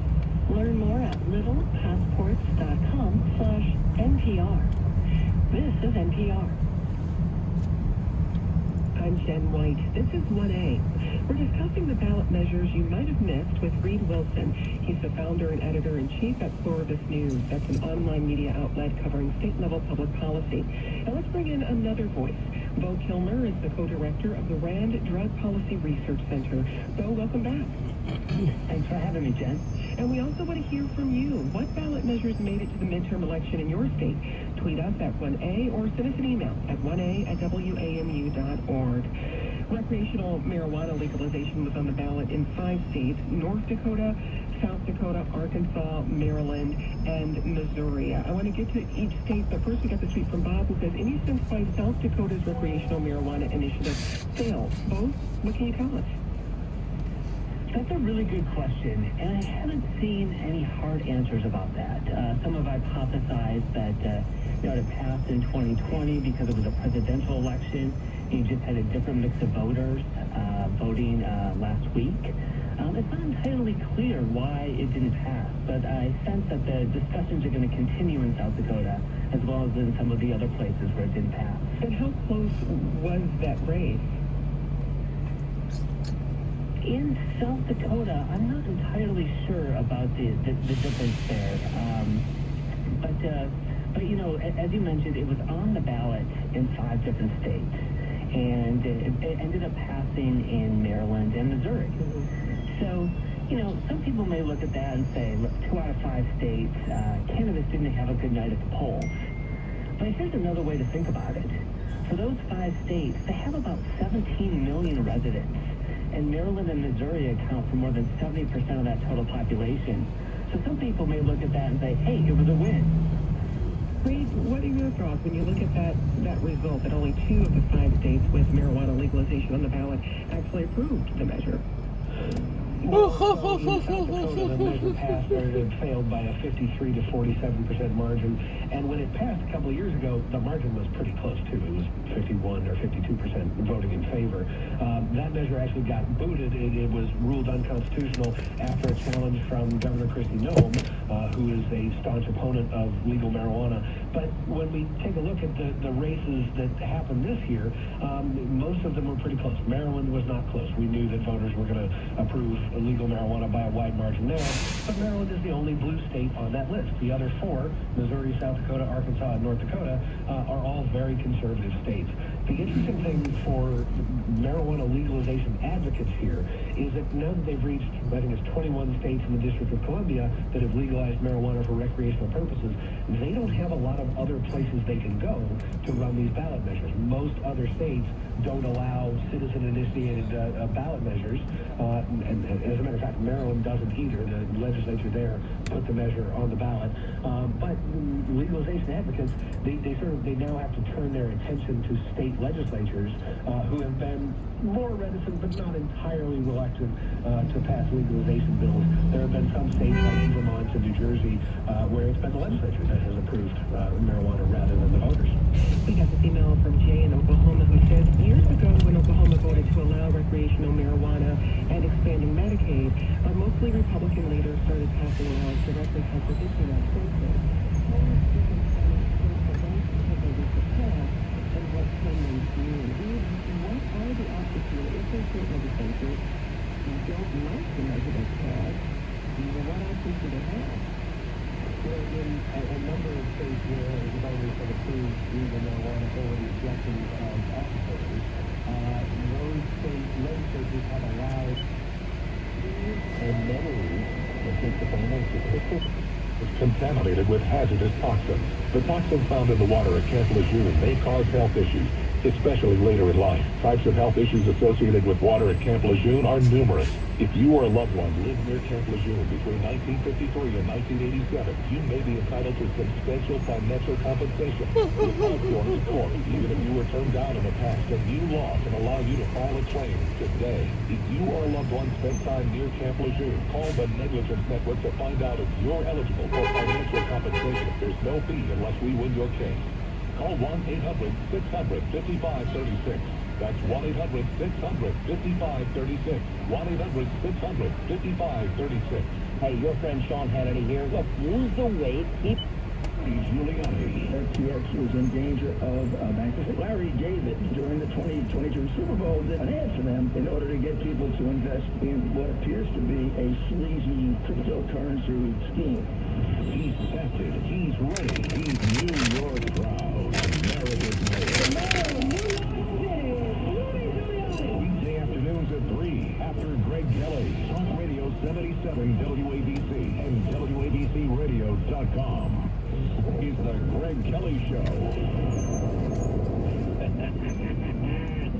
Are you following me on Twitter? Oh boy, it is so much fun. You get him so mad at you. At Greg Kelly USA. How dare you say that? Yeah, watch me. Hey, the other thing, how dare you?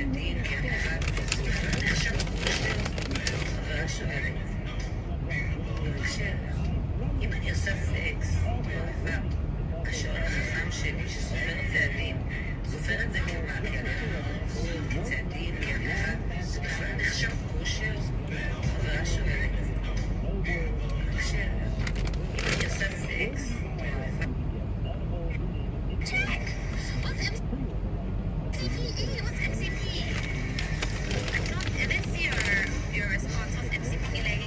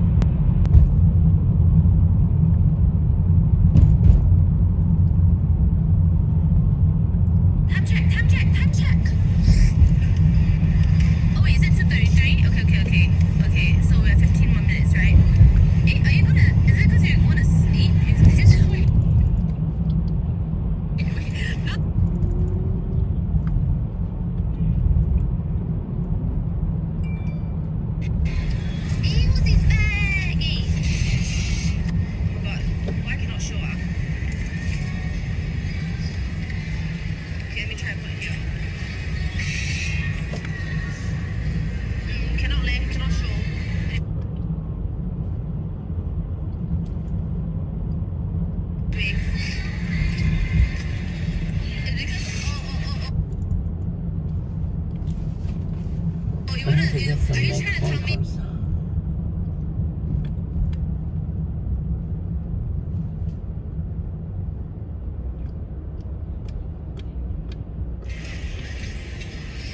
Lucy's so nice. Lucy's always so nice. Lucy, is he shut up, H?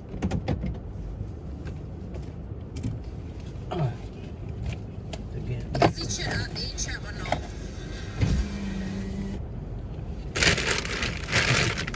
Make some phone calls.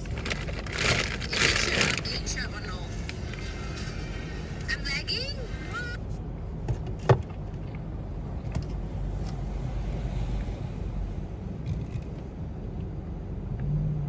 About it. Oh, what? Am I laggy, guys? Let me see the time. No, I can't even see the time. Oh, how am I even trying to look? The previous one was bad, right? The previous one was so rude.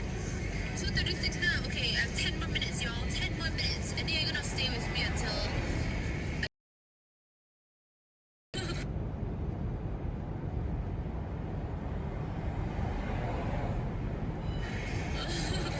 Lucy, how about you? Are you gonna stay with me? Wait, Lucy.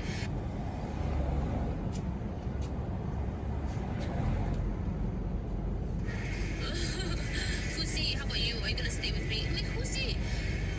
今天这么迟。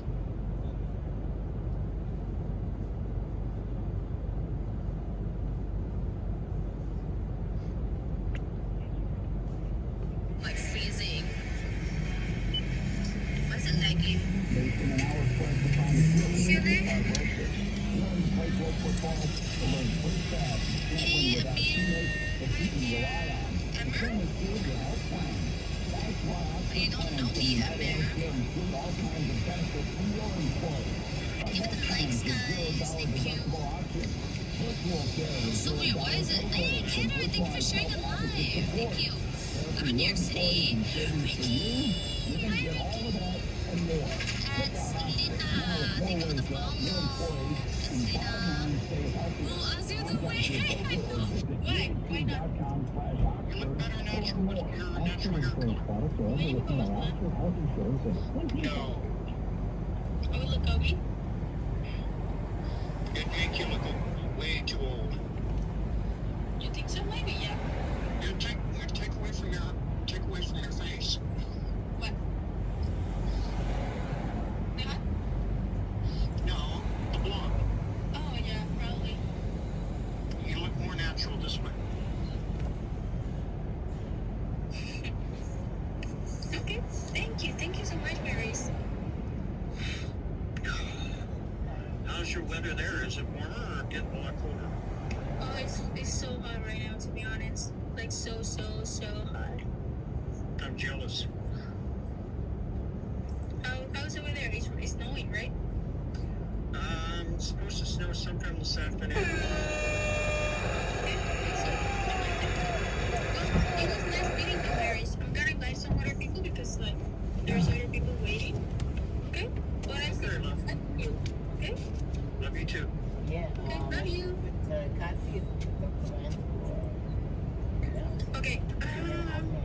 Okay. Okay, yeah. Let's see who makes me laugh. Should we do that? Who makes me laugh? Oh, Daddy! Thank you. You just make me happy right now because I need it so. Alright. Okay, who wants to join? Who can make me laugh? If you can make me laugh, yes, of course, you can message me. Thank you so much. Who can make me laugh right now? I want someone to make me laugh. Let's see who can make me laugh. The boys for 20 something. Alright, how are you? I'm great. You? I'm good. So, do you have any jokes? What type of jokes am I here today? Any type of joke. How about this? How about the kitty cat? How about the kitty cat?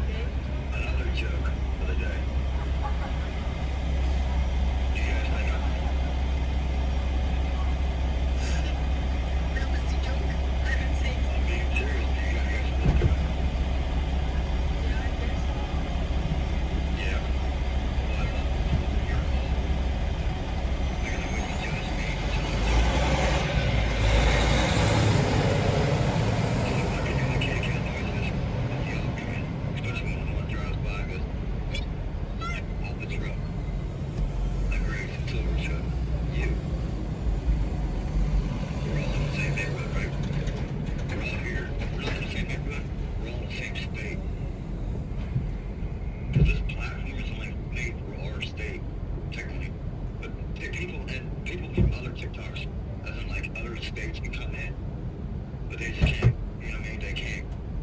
It's weird. I don't know how to explain it, but it's weird. But it's raising every single way. Meeting you. What's your name? Dusty? Yes. Do you follow me on TikTok, unless? I am following you. Okay, good. I love you, Dusty. I love you, girl. Stay blessed. Thank you. I'm gonna invite someone else right now. Bye. I want someone who is not shy right now. Who wants to come? Who wants to come right now? Who wants to come? Who wants to come? Who wants to come? Who wants to come? Oh, yes, I needed the hat, guys. Oh, thank you, Daddy. You know what I'm thinking about. One second. Okay. Okay. Como Ronzo, I don't know how to say. Just exactly. I don't bite. I do not bite. Guys, I just said I have to put 2 people right now. Oh, thank you. I put 2 people right now, and then I don't see them here. That is okay. I see shot. Come on. Yo, hello? I'm sorry. You use the love word way too much. You will know when you find the real thing. Well, I do love someone. Myself. Okay. Thank you, guys. How are you? Hi. Yeah, I'm good. How about you? I'm good too. How are you? Yeah, I'm good. Can I rep for the people on this line? Yeah, of course. I saw that you was coming in that YouTube. Yeah. Alright, let me get my beat. Okay, give me 2 seconds.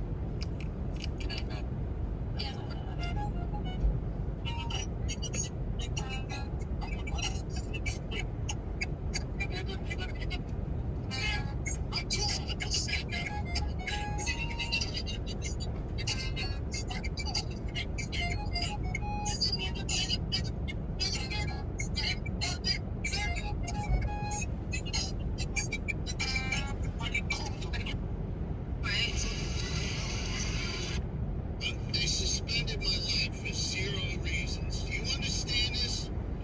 What the fuck, man? But like, this is my lifeline and shit. Why did they do it? Why? What the fuck did I do? Nothing. They suspended my life for 0.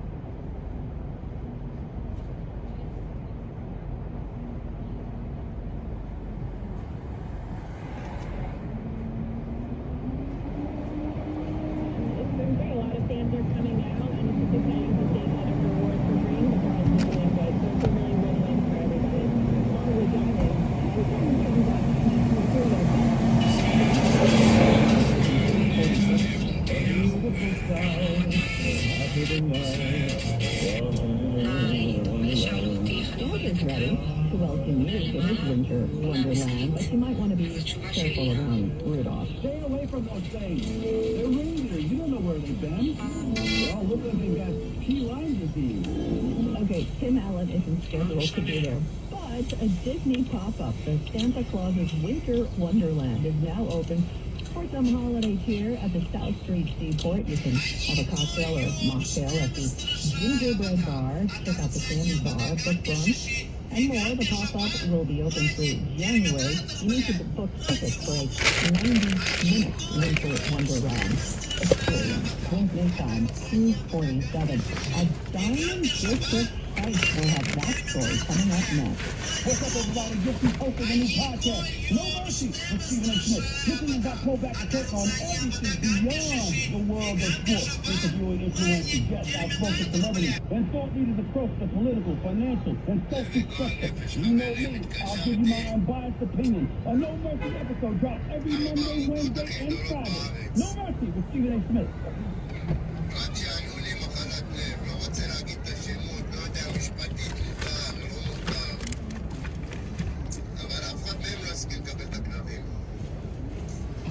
והכי יפה שהם מפילים אחד על השני, תפנה לזה, ואני פונה, והם מפנים אותי אליהם חזרה, ואלה מפנים אותי לאלה. הכל חם דברתם, הכל, הנה. עוד כמה דקות הכלבים אצלי, אף אחד לא מוכן לקבל אותם. לא יודע איזה גועל נפש, איזה דבר זה, העיקר אומרים עמותות, צער בעלי חיים, מסכנים, אבל אף אחד לא מוכן לקבל אותם. ואני מדבר איתכם על עמותות גדולות.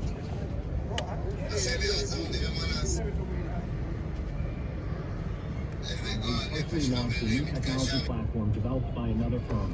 American Eagle helped take our technology to a whole new level with digital marketing, software development, and business insights into our key markets, appliances, HVAC, and outdoor power equipment, and did so both on time and on budget. AmericanEagle.com has the resources, experience, and talent needed to produce solutions.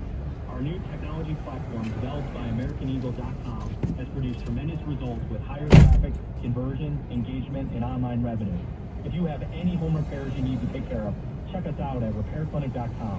If you need a world-class website or technology project, then I would highly recommend AmericanEagle.com.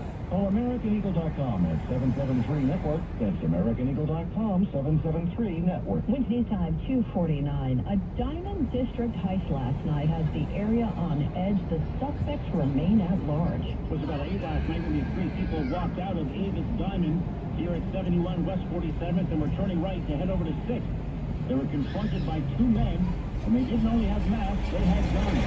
And they stole $75,000 in jewelry, including 2 Rolexes, before jumping into an SUV, according to witnesses, so they could get away. For those who work here, all this and that, you have to be a little bit more aware of what you're doing. 5 years ago, the city seemed like one of the greatest places to be, and now it obviously feels like we're going in the wrong direction. The robbery victims were not hurt as this investigation and manhunt goes on. Gunshot 1010 wins. 92.3 FM, West 47th Street. Wednesday time, 2:50. A day after a senior official in the Trump organization was declared a hostile witness, the company's long stand in the criminal tax fraud trial of Donald Trump's company. Alan Weisselberg is not expected to implicate Mr. Trump or any members of the Trump family. In his testimony yesterday, the judge declared the company's senior vice president and controller, Jeffrey McConney, a hostile witness after prosecutors complained he had been far more responsive to defense questioning, even though he was granted immunity to testify as a prosecution witness. FBI Director Christopher Wray says he's extremely concerned about a potential deal that would allow TikTok, which is owned by China, to continue operating in the U.S. China's fast hacking program is the world's largest, and they have stolen more of America's personal and business data than every other nation. I like this game she's playing.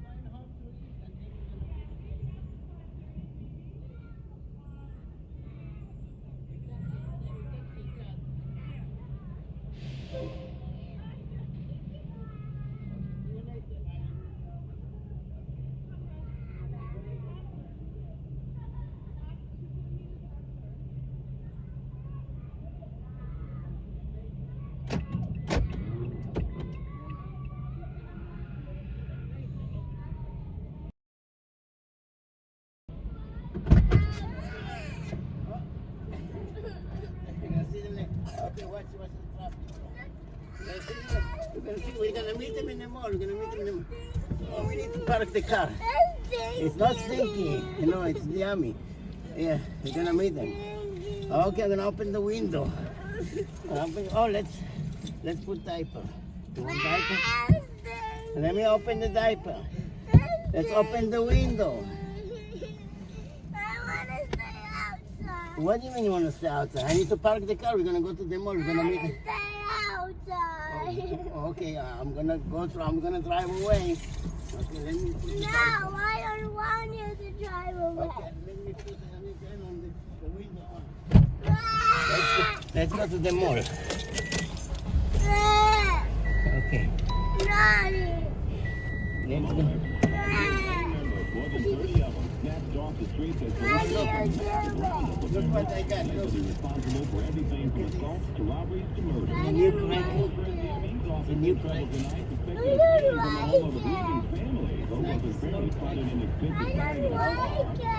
the description of a man from the home of a family who has just lost a loved one.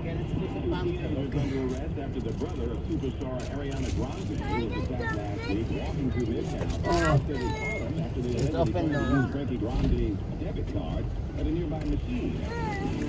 Wow, thank you, so beautiful. Thank you. That's so beautiful. I love it. You did that? It's a rainbow.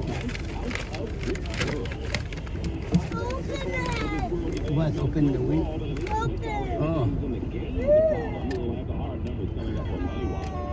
You should give Ryan Tristan some of the chocolates.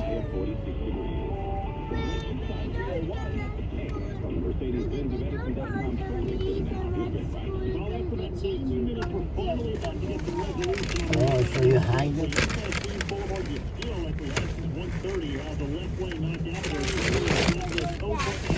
Oh, you have to do that.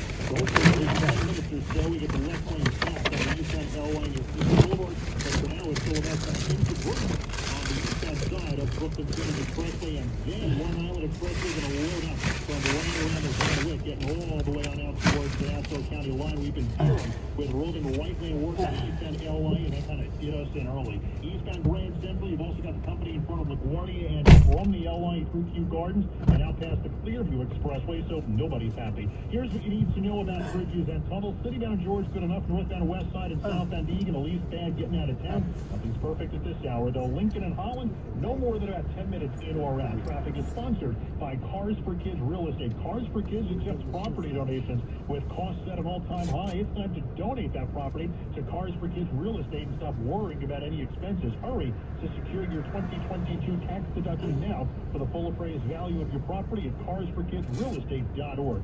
Traffic and transit every 10 minutes on the ones and breaking traffic alerts whenever they happen. I'm Greg Wright, 1010 Wins on 92.3 FM. And it's been a minute, but just in case you need to be reminded, those fuzzy little droplets you could start feeling at sunset in areas north and west of here are called snow flurries. AccuWeather says, yeah, we might get a couple here.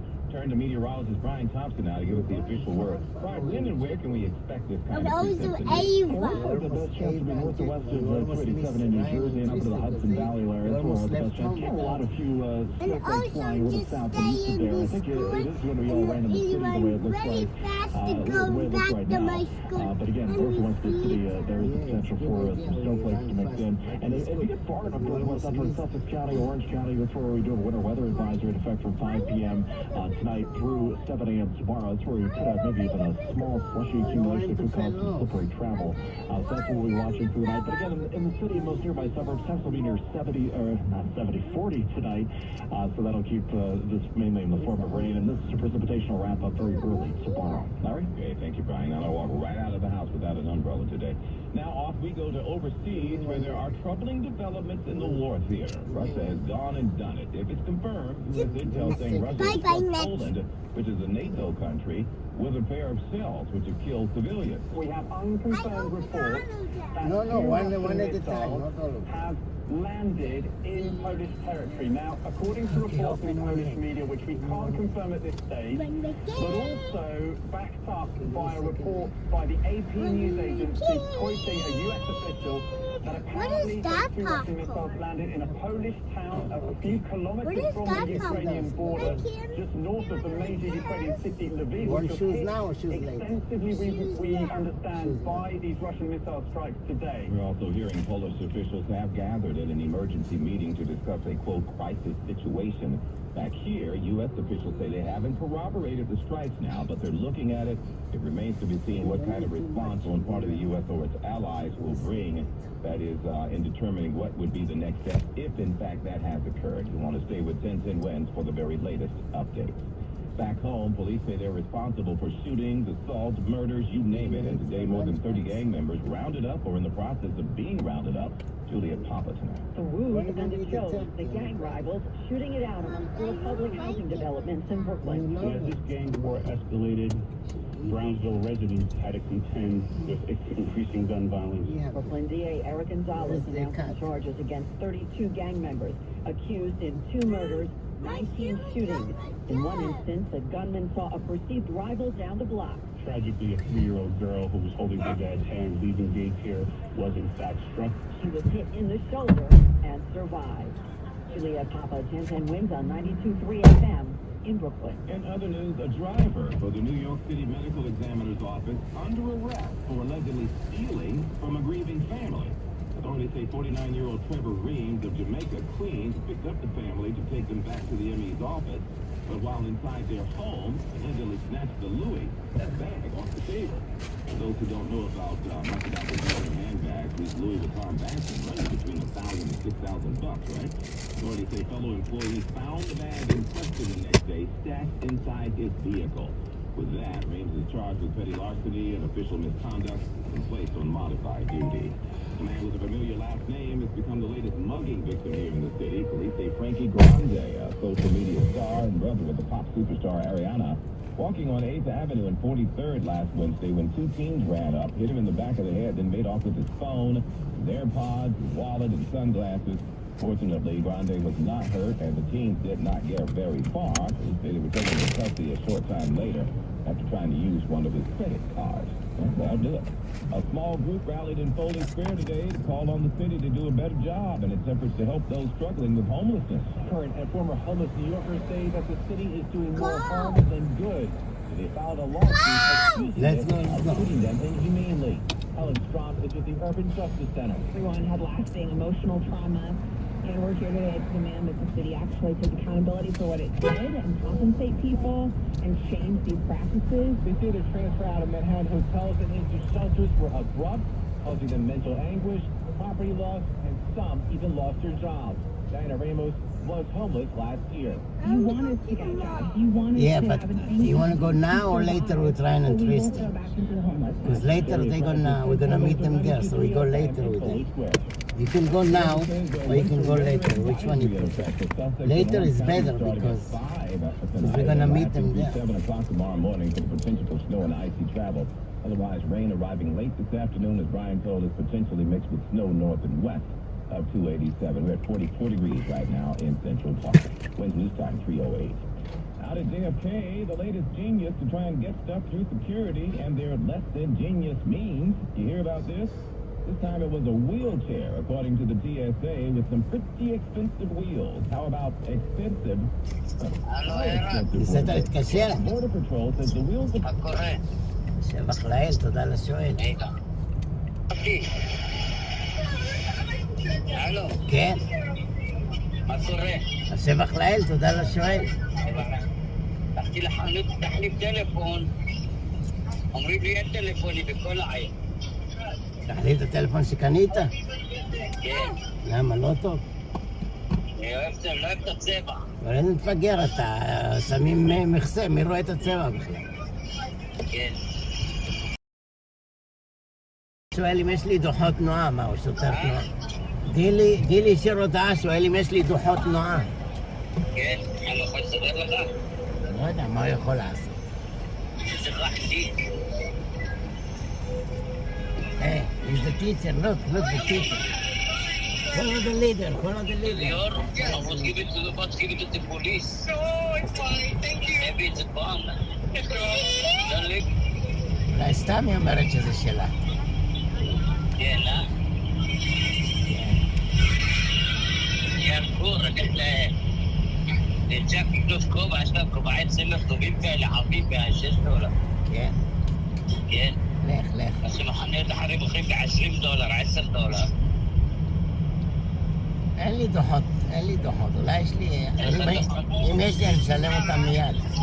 הוא אומר, הסקטורים מסדרים לו אזרחות. הוא אומר מה?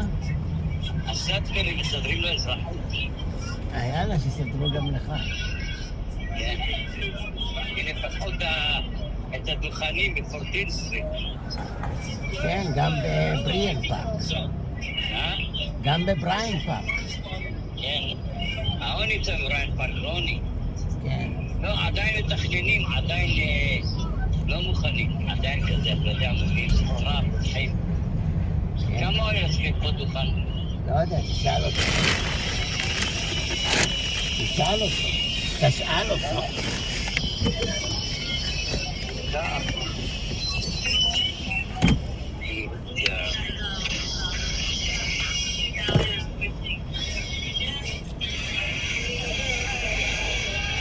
You can rent this space here?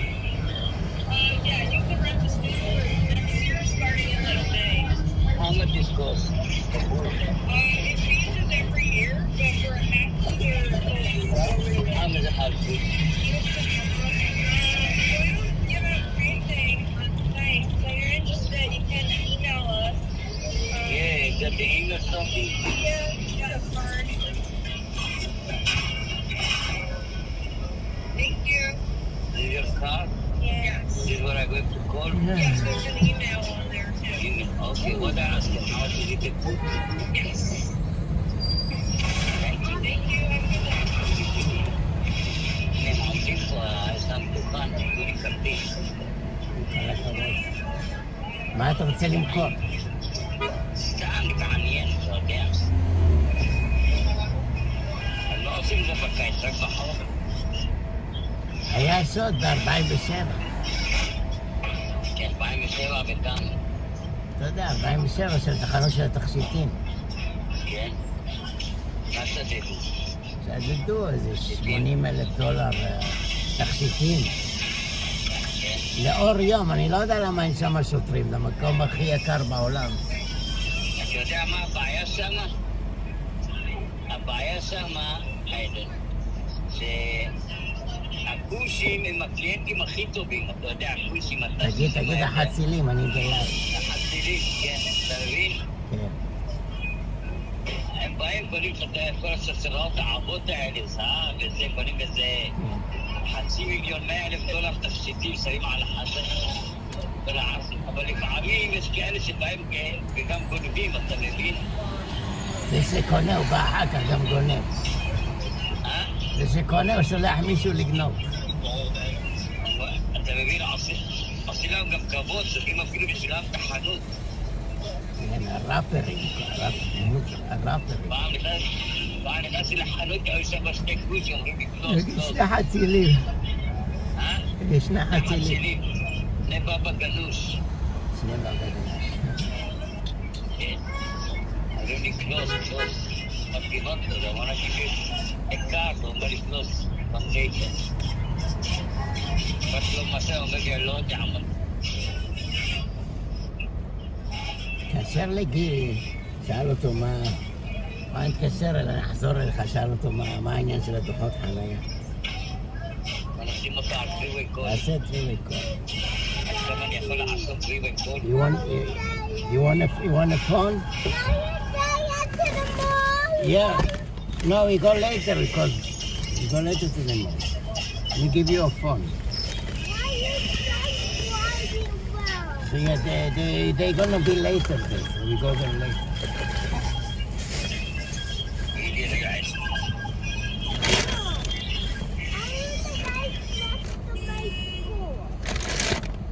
You want what? I want to write next to my school. Okay, no problem. I want to write next to my school. Okay. You just hold the phone. Why mine is not working? Why not? Why I'm not working? Why No. are those windows are open? Okay, you have to push the button. You're talking about.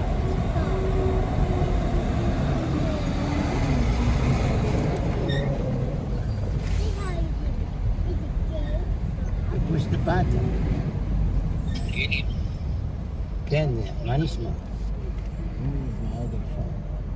You want a pie? What?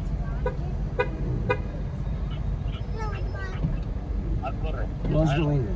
Yeah, the police say close the window. The police say dangerous. Okay. כן. מה נשמע, גילי? מה קורה עם דוחות חנייה?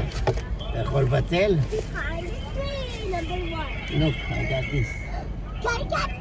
I'll put it here.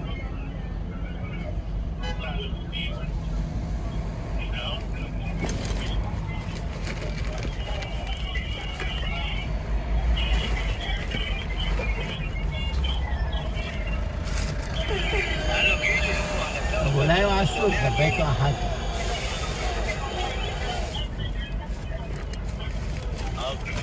דבר איתו אחר כך. אוקיי, ביי.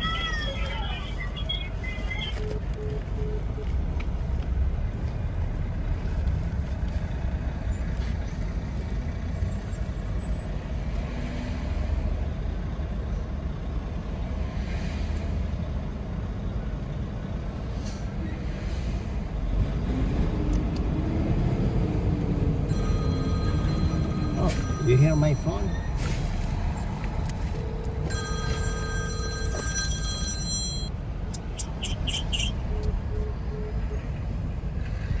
I'm gonna give you Papa Pig, okay? Papa Pig is your friend.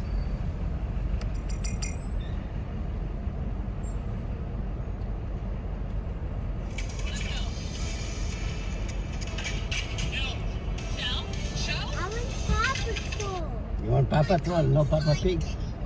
You wanna change? You prefer Paw Patrol? Paw Patrol or Mighty Pups? Paw Patrol. Okay, you wanna choose one? You wanna choose one? Which one you wanna choose? Can I have one chocolate? One. Well, don't be so cheap. And don't eat too much. Stop eating because you're not gonna sleep. Don't be so cheap, bastard.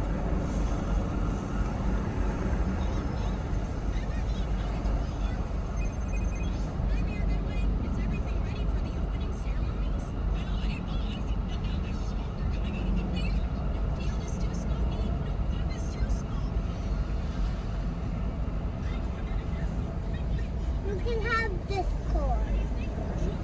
Have this coin. Thank you.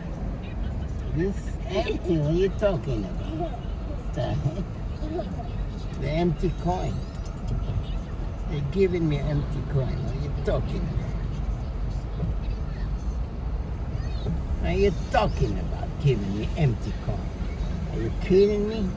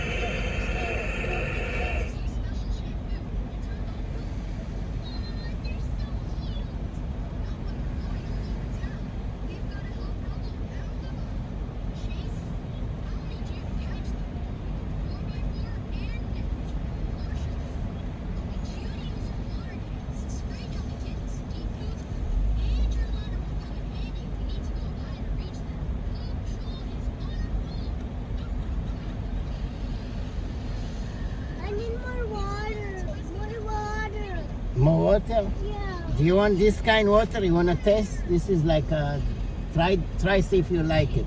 I don't like it. You want regular water? Mhm. Okay, let me pull this out.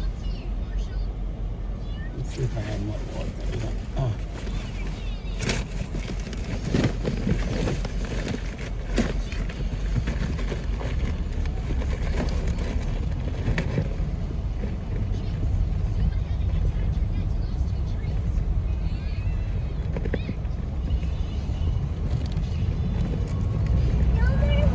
Yeah, let me get water. We can stop aside. Let me stop aside. I have water in the back. Let me pull aside.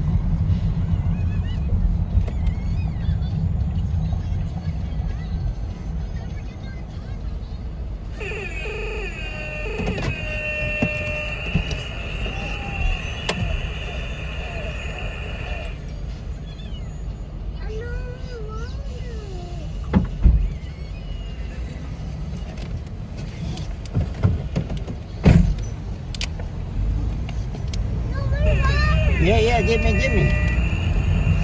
Hey, don't throw it. Where is it? Don't throw it.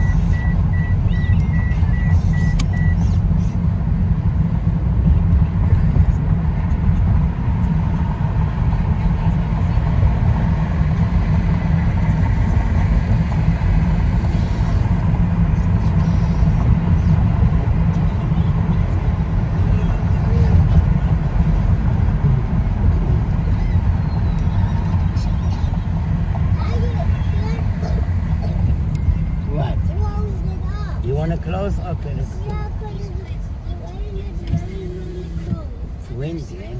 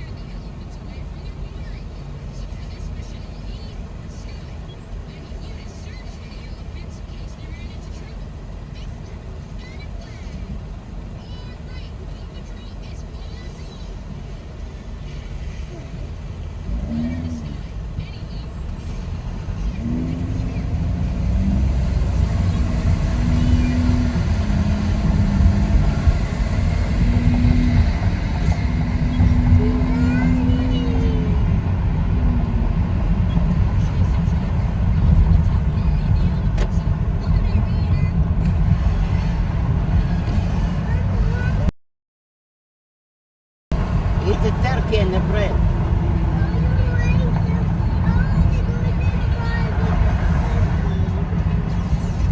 Okay, let's go more by foot.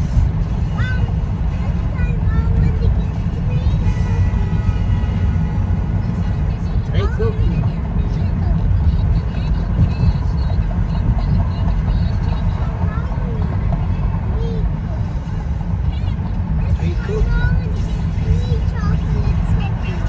Chocolate cookie is not a food, okay?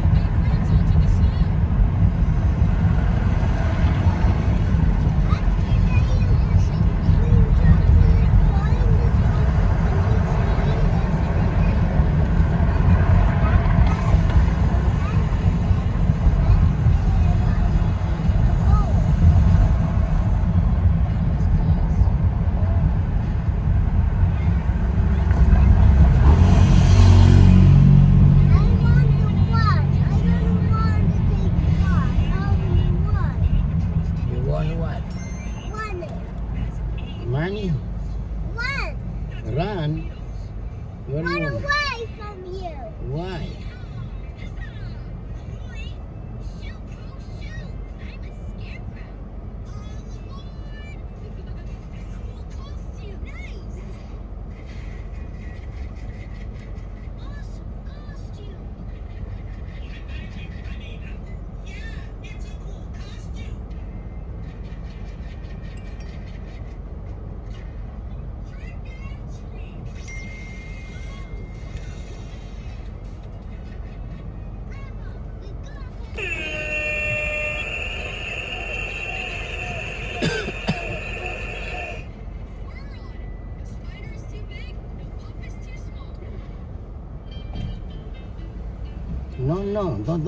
No, don't do that. It's dangerous. The police give ticket.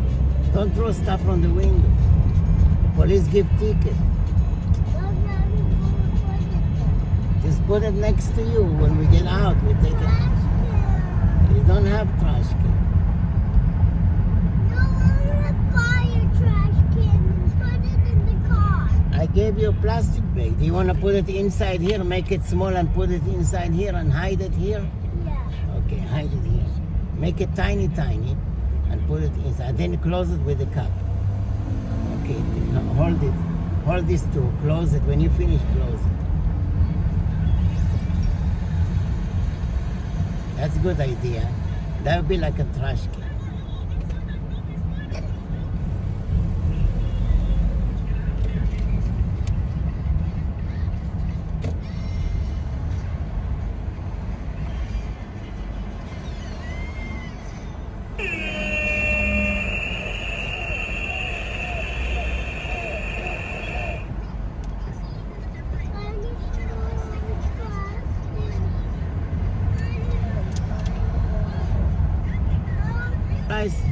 Okay, let's go supermarket and get French fries. The ocean. You see the ocean? Yeah. Oh, look at the light. You saw the light? Yeah, over there. I see it. Oh, the light on the ocean. Let's see the playground. They have a playground.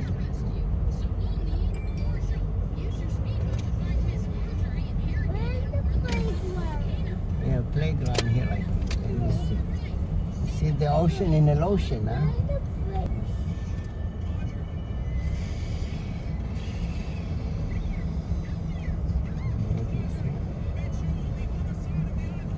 Yeah, I think it's here.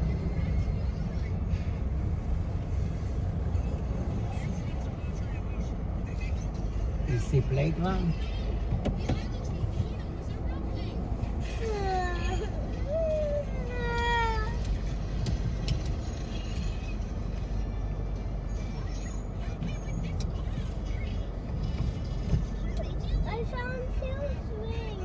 Yeah?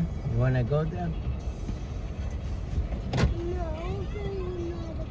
No, Or you wanna eat? You wanna eat first, I want to eat first. and then come back here. Okay, let me take a quick look. Let me see how it looks like.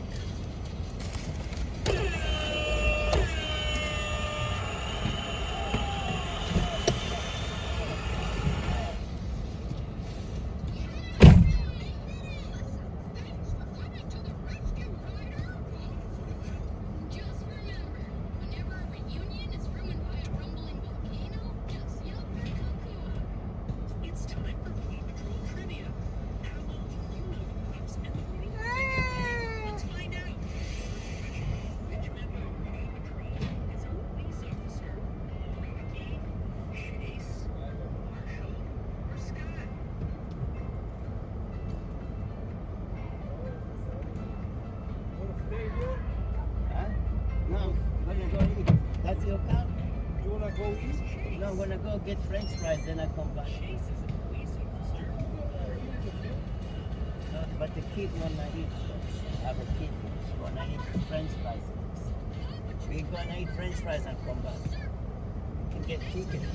They said no stopping till you get the ticket. Yeah.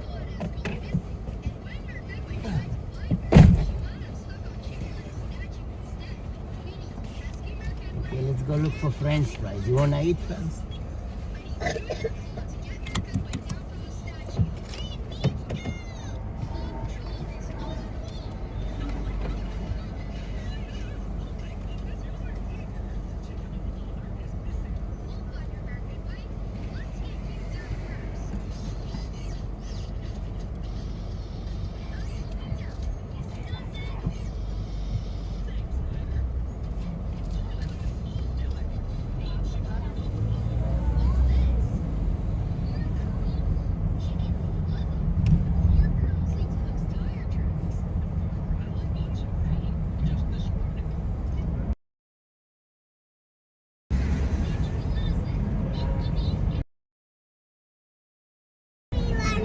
Oh, you see, let's get French fries and we come back, okay? You wanna eat or you wanna go playground? I want to eat. Bring the French fries to the park. Okay, let's go get. Bring the French fries to that park. Okay, let's go get French fries. Sound good to me. Look, you see the Statue of Liberty there? You see over there? You see the big Statue of Liberty? You see it far, far away.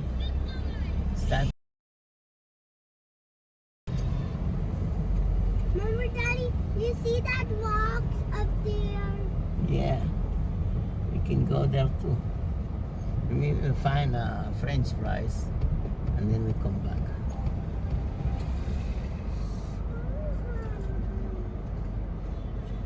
Yeah, let's go look for the French fries. You have money? How many money you have?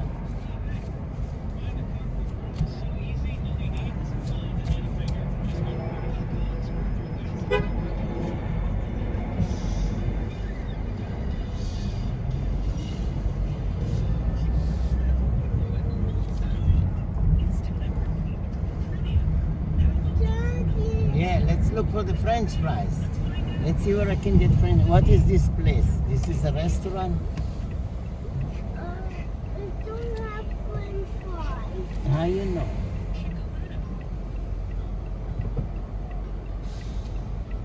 Okay, let's look for another.